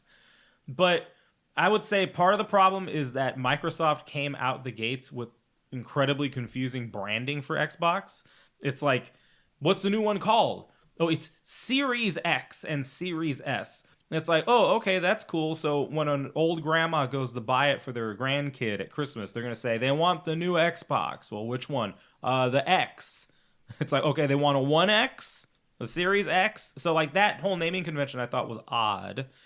But then I think it's also been hurt from a lack of meaningful exclusives.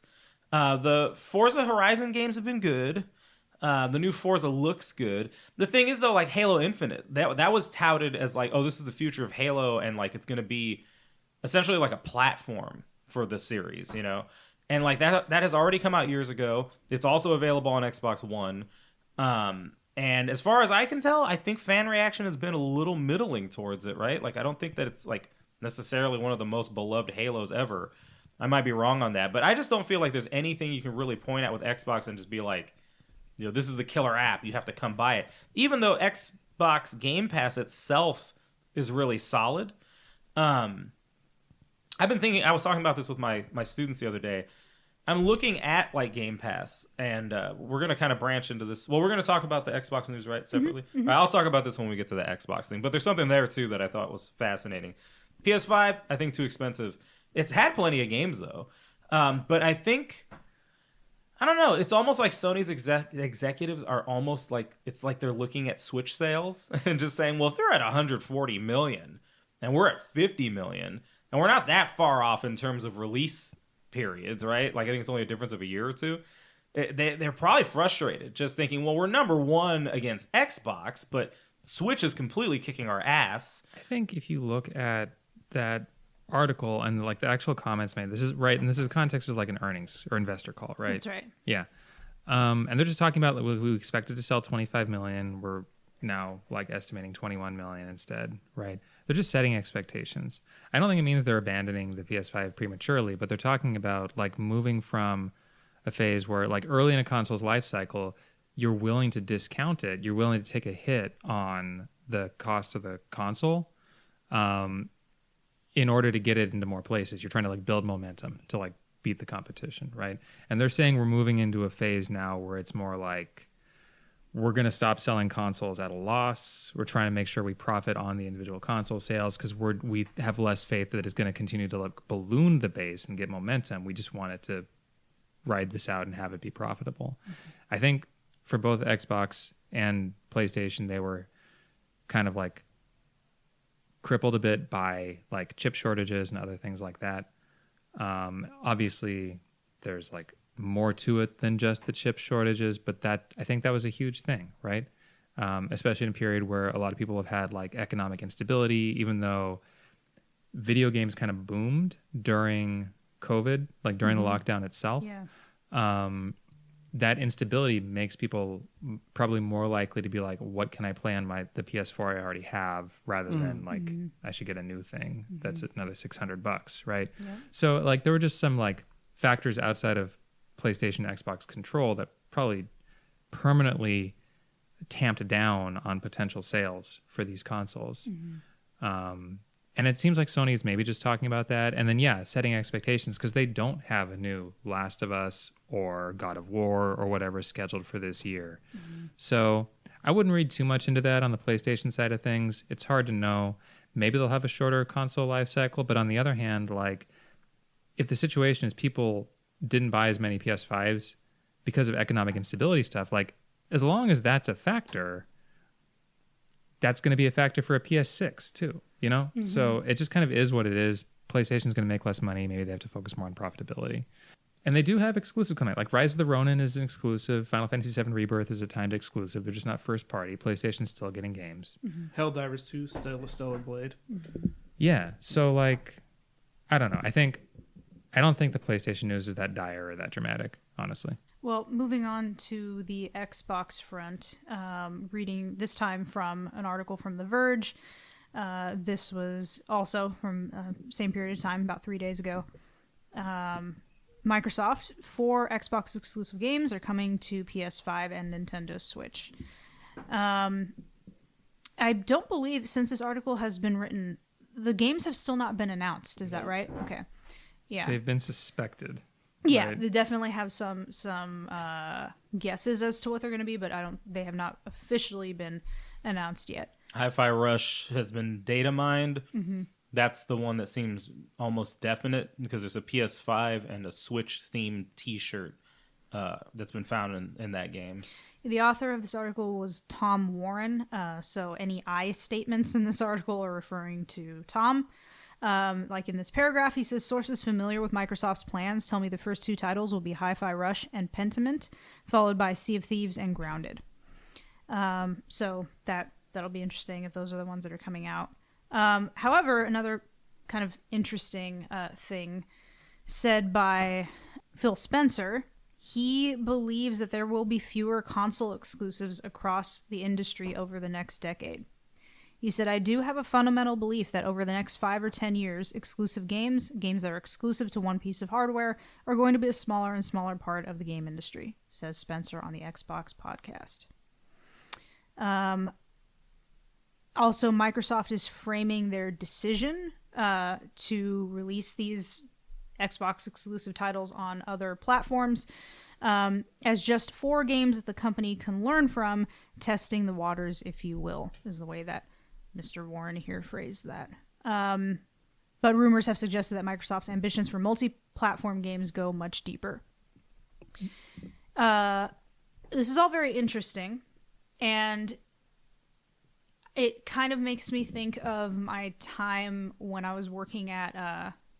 I'm going to not use names just for different reasons, but I was working for a PR agency that worked with exclusively indie video game developers. One of my clients' games was, this is now 6 years ago. One of my clients' games, they were trying to get cross-platform across all of the platforms at the time. So Sony, Nintendo, Microsoft. I believe Microsoft was game, Sony was not.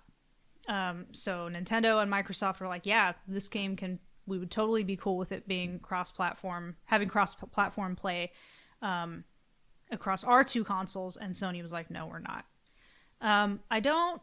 I think eventually they did end up getting this particular game to be across all the platforms. I can't remember for sure. But this is all to say that Microsoft has definitely been open to this idea of either cross-platform play or just porting some of their exclusive titles, making exclusive titles available on other consoles for a long time now. So this has kind of been a long time coming, even though it's obviously a slightly different situation, you know, cross-platform play versus just releasing exclusives on a different platform. But I do think Phil Spencer is right. Not, you know, exclusives aren't going to go away 100%, but that's been the industry trend, right? Like back in the day, like the Super Nintendo versus the Genesis, there was a little bit of overlap, but mostly those were unique. And that's changed more over time. Like a lot of the PlayStation 4 exclusives are now also on PC, which is not something that would have happened in prior generations, right? Like we've been moving in this direction by baby steps already. And I know some people don't really think of PC in the same way, but especially now that you have Steam Deck and things like that, like those walls are breaking down. It's kind of another console, right? Yeah. So yeah, I think there are always going to be some exclusives, and especially if Nintendo's hardware is that different than its competitors, it's going to make sense for Nintendo to continue to distinguish itself using those exclusives. But like PlayStation versus Xbox, I don't know.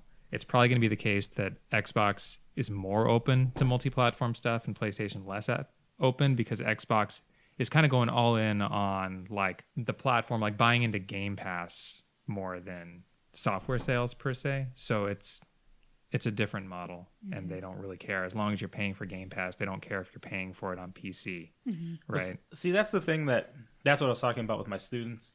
I still don't totally see how that works long term, because it's like, I think we might have given this example, or I've given this example before, but like, look at the streaming services, right?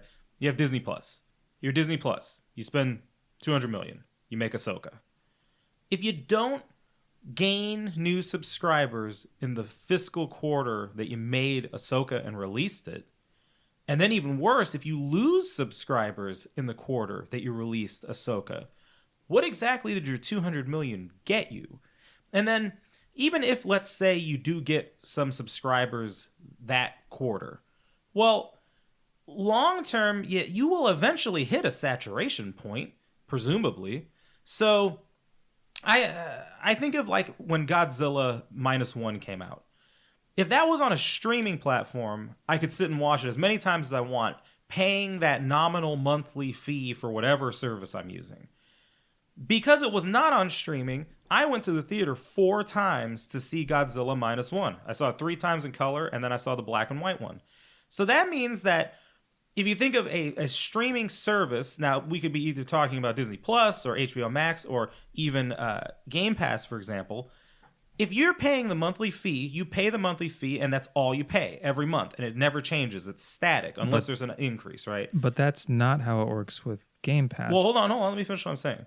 So if I go watch Godzilla the 4 times, you're getting that 4-time ticket sale, which is way more than I'm going to give you, in 1 month for it on the streaming service.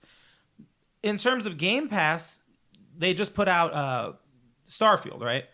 Well, if Starfield doesn't boost your Game Pass subscription, you spend however many millions of dollars to make that game, you throw it on there, your existing subscribers don't really have any reason to go buy it. They can just play it. So how are you making money long-term over this? Well, Starfield's a huge game, first of all. And somebody who has to subscribe to Game Pass for like 3 or 4 months in order to make it all the way through Starfield at the rate they play is basically paying for the cost of retail Starfield anyhow.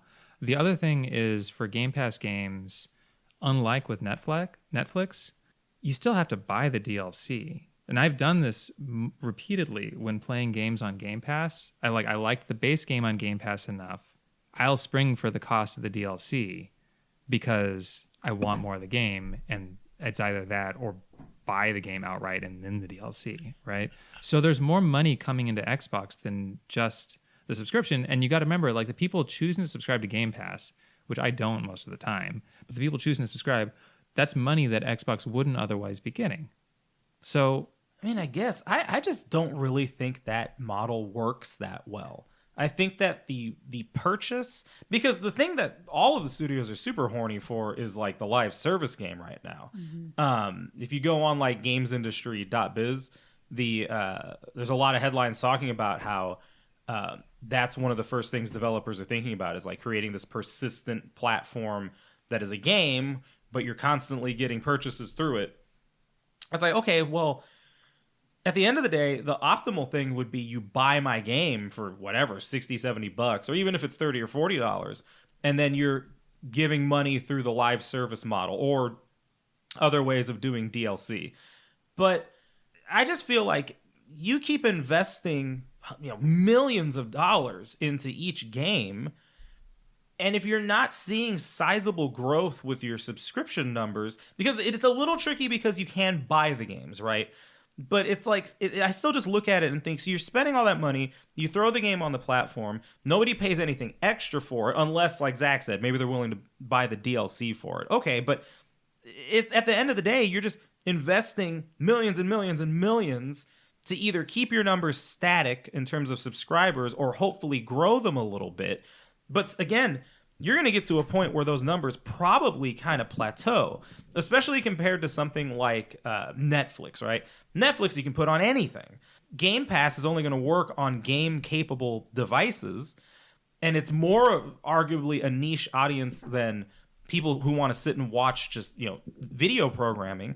So I just kind of look at what Xbox is doing and think maybe part of their problem, I mean, for one thing, the lack of notable games this generation.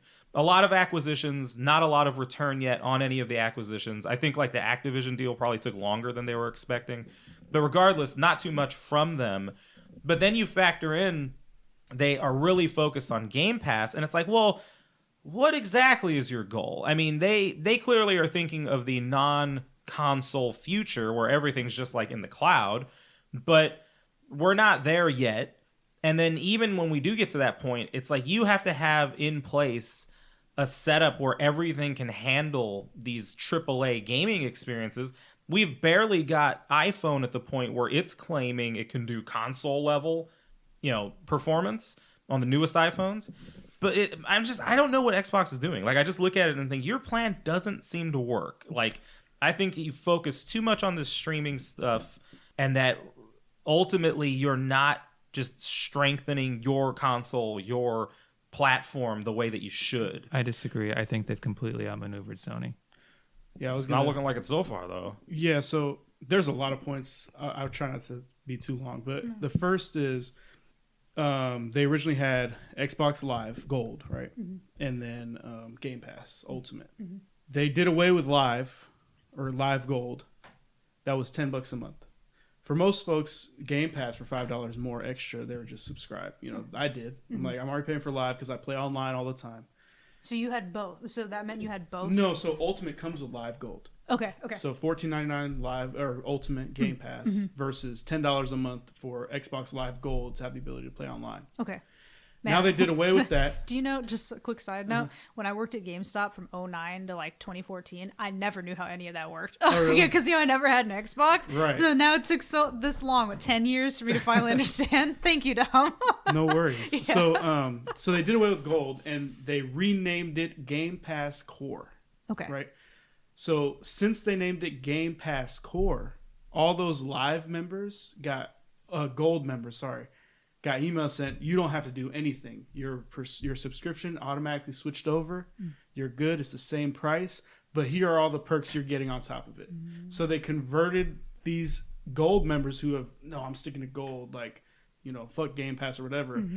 They did it in a way that was like nothing's changing on your end. It's the same month. You're still getting Gold perks plus all these games you get free. Okay. Then you have Ultimate Game Pass, which is still Game Pass, for $17.99. This is the day one first party releases, and you get a bunch more perks than the core members. Okay. But now, Xbox or Microsoft is willing to talk about their numbers now. Yeah. Talking about we have 40 million Game Pass subscribers because they converted all those Gold members to Game Pass and whoever was Ultimate already. So they're saying, okay, we have 40 million Game Pass subscribers. And so, with that being said, Phil Spencer from the beginning purposely stays very vague in all his stuff he talks about, whether it's acquisitions or now with his thoughts on exclusivity and all that. Yep. When he was talking about acquisitions, it's going to be playable anywhere you can play Game Pass, right? He's keeping it vague, right? Because okay. because most people are like, you mean an Xbox? Right. Yeah. Right. That's what we're else? thinking. Consumer, we're thinking like, what else would it be? right. Yeah. So of course, it's not going to PlayStation.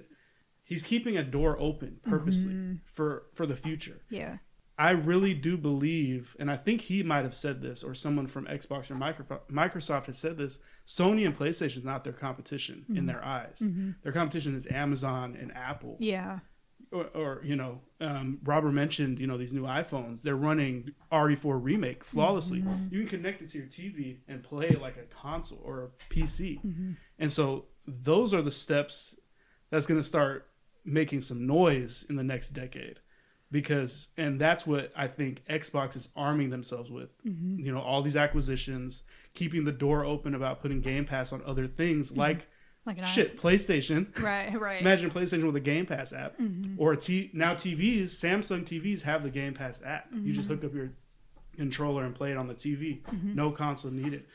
Now, I think their whole team is doing all that purposely because eventually, if there are no consoles, they already have these 40 million subscribers. Imagine how many more they'd get once they start opening it up to, if it ever goes on PlayStation, right? Let's just imagine a world where Game Pass is on PlayStation. That would probably jump and damn near double, right? Yeah. People want to experience Halo or whatever that just never went to the Xbox ecosystem. And so Robert's point about internet infrastructure or whatever not being there yet, it will increasingly get there, right? And you can already get xCloud on phones, right? The performance is going to get better in more areas on more phones as time goes by. That there's a ton of opportunity. Game Pass is nowhere near saturation like Netflix is. Nowhere near. There's a ton of room left to grow. And Xbox Game Pass is the best positioned of these subscription services to grow, by far. Yeah. The only holdout, I think, I truly do think is going to remain Nintendo. I think part of Nintendo's thing is that they're so protective of their IPs. I don't really think they're very keen on the idea of putting Mario on the Xbox. They're 100%. If say now I think Spencer did try and assuage some fears of some Xbox employees that were like, oh shit, are you trying to make us obsolete? And he was like, no, we're not getting out of the hardware business. Look at the games they're releasing. Yeah. These games came out over a year ago. CFD's been out 5 years?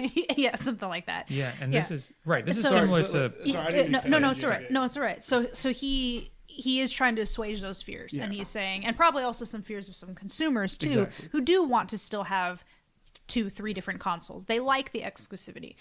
Or they don't want to do away with it. A PS5 player who's just not interested in having an Xbox or vice versa.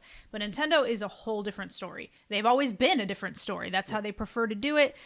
So I think no matter what Spencer thinks is going to happen with Xbox and or PlayStation, I think Nintendo is going to stick to exclusives as long as they can. So I think that, to Zach's point, Zach thinks that they're positioned Microsoft better than PS5. I mean, they could just be playing some 4D chess, right? They're thinking very long term, but it feels like in thinking long term, they have effed themselves over for the present. They're at 21 million units compared to 50 million units compared to 140 million units for the competitors. I just feel they don't care about that, though. But it's deep down. At the same time, it's for one thing, you do have to kind of wonder, what exactly does the future hold for gaming? Because, to Zach's point, there's a lot of room for growth. I mean, yes, but how much room for growth? I just don't think it's as much compared to traditional just sit on your ass and watch videos type of media. I also think that the console thing, we've talked about this before. They've been saying the console is going to die since PS3. PS3 was the last console. Then PS4 was the last console. PS5, this is the end. We're probably at least going to get PS6. So there seems to have been at least on the part of some journalists and pundits, this thought that the console is going to go away because the phone has replaced a lot of traditional devices. But in terms of gaming, it has bucked that trend. You know, it's like, well, there's a home for this that maybe wasn't anticipated. It's bucked that trend so far, but like that doesn't mean it's not going to happen eventually. Like, you know, physical games still exist, but more and more games are digital only. There is a trend going in that direction. And like pronouncements that physical games were going away from like a decade ago would have been not wrong, but like premature and incomplete. And I think it's still possible that consoles are going to go away or become more of a niche thing. Well, I mean, that's the thing, though, is like, I mean, yes, but again, that prediction's been made for, we're talking now, PS3 is how many years ago? At least 15, right? It's not 20 yet, but at least 15 years. Mm-hmm. I think that the nature of games, there's just something about it. I don't know. I just don't know that it's a good idea to harm their hardware brand the way that Microsoft has up to this point. When you might end up needing to rely on it a little more than you think, which I think is part of the reason they came out and said what they did this past week. Because a lot of people are just sitting there and thinking, oh, well, your games are just going to all go multi-platform. And it's like, no, we're not doing that. Right. It's like, well, they clearly think, well, we don't want to just completely diminish Xbox as a brand, as a device you buy. So go ahead, Dom. So I'll close out my thoughts on this part. I really do believe that their office and whoever's in charge is thinking Microsoft, not Xbox. Mm-hmm. And we're talking money here, right? Units and money and all this stuff. You look at their acquisition of like Activision and all that. Mm-hmm. Their biggest, draw to that was King. Mm. A lot of reports say King was one of their biggest draws to making that deal happen. Okay. Because if you look at the money, man, like between microtransactions and all that bullshit, whatever, on their phones through Candy Crush and all that, that there's money there. 100%. And so, you look at the reports about the exclusives not being exclusives anymore. Mm-hmm. It's like, okay, if we're talking money, it makes the most sense, right? Hi-Fi Rush has been out a year. Mm-hmm. It's like everybody who has an Xbox has played it more than likely or bought it. Mm-hmm. Let's throw it on Switch and PS5, make some more money, right? It's a year. I mean, there's not one Xbox fan who gives a shit. I really don't believe. I mean, there are those console, warriors, whatever. Pentiment, same deal. Sea of Thieves is a live service game that probably should have been. They could have made way more money if they put it on PlayStation years ago. Mm-hmm. So there's a lot of factors there, and then when theories and these articles come out before the actual press conferences are released, talking about the end of consoles or whatever. Then they go and say, the next Xbox console is going to be the biggest technical leap ever. Yeah, that's coming straight from the Xbox team. Right. So it's like you just kind of wait and see sort of things. But it seems to me like after that last press conference they just did, and they have something coming up in June, they've really solidified that they're not going anywhere in the console space as of now. No. But they are definitely preparing for the next decade with all this stuff they got planned. Yeah, I don't think Xbox has ignored or neglected the console side of their business. They just obviously they mismanaged some projects like Redfall, for example, right? Like that shouldn't have happened the way it did, and things like that do affect the perception and performance of the consoles. But it's not like Microsoft or Xbox management being like, who cares if the Xbox does well? It's just they have other things they're also they're trying out a bunch of different stuff and making sure they're prepared for whatever future takes hold, right? One other thing that I've been curious to see if it's going to happen for years now is if Microsoft makes it portable. Because they're claiming that's on the way. So I forget who told me that. I think it was at the college. One of the students was talking about this, that they think there's a portable coming for Microsoft. So here's the thing. I think I might have mentioned this at some point on the podcast. I was exposed to this idea a few years ago. It's weird that the Series S exists. And more than that, it's weird that the Series S is as weak as it is. Because if you break down what the components are, you could get a more powerful unit. Not as powerful as the Series X, but more powerful than what the Series S is out of those components. But it's like it was deliberately built to run at lower, more efficient power levels. And so the hypothesis would be they did that so that they could create a spec that would give them the opportunity, not guarantee that they would do it, but give them the I see where you're opportunity, going, like yeah. down the line, you could make a portable Xbox and play every series game on it in a way that would completely be infeasible for a portable PlayStation, Right. because every Xbox game has been forced over the years to comply with the lower spec of the Series S. So like the Series S in its current state could borderline, nearly, maybe pretty expensively, become a handheld as it stands now. Right, because they prioritized like low efficient power usage in a way that, like, yeah, you could make like a Steam Deck form factor Series S at this point, probably. So from launch, whenever the Series S came out, until now, within the next year or two, technology has advanced so much. You're saying like eventually they can pocket that into a handheld, maybe charge like similar to a Series S type of thing. Well, plus, I mean, again, my students, we were talking about the second screen experience. Does anyone remember that? So when the Wii U came out and it had the gamepad, remember, Microsoft and Sony both followed Wii with their own versions. You had Move and then you had Connect, because they were not expecting it to be as huge as it was, right? Yep. So they looked at Nintendo like, damn, this underpowered piece of crap is kicking our asses. We have to do something to match it. Well, when the Wii U came out, they were like, oh, okay, well, that thing has two screens. And immediately, PlayStation announced it was going to have a second screen experience. There was an app you could download to use like a tablet or a phone. And then technically the Vita. And then Microsoft, same thing. It was an app you could download to like a tablet or a phone to have your second screen experience. Now, the Wii U failed, so that meant that it didn't matter that much. But what we've seen is that Switch is again kicking their asses with underpowered hardware. And so the response from PlayStation is the Portal, which is, like a gamepad basically for the Wii U, where you stream onto that device and you can just sit and go anywhere. Now, I don't know if you need to be on the same local network as your PlayStation 5 to use a Portal. So you could technically use it anywhere. So that is already kind of thinking along those lines. Now, Microsoft, same thing. That's what the Vita already did, though.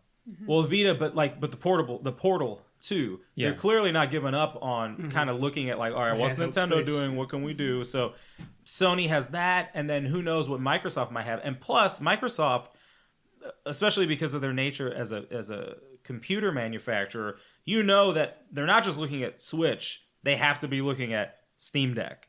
Was it the ROG or whatever? ROG, yeah. And so they're probably looking at those things, thinking, hey, we got to make our own Steam Deck. We call it whatever you end up calling it.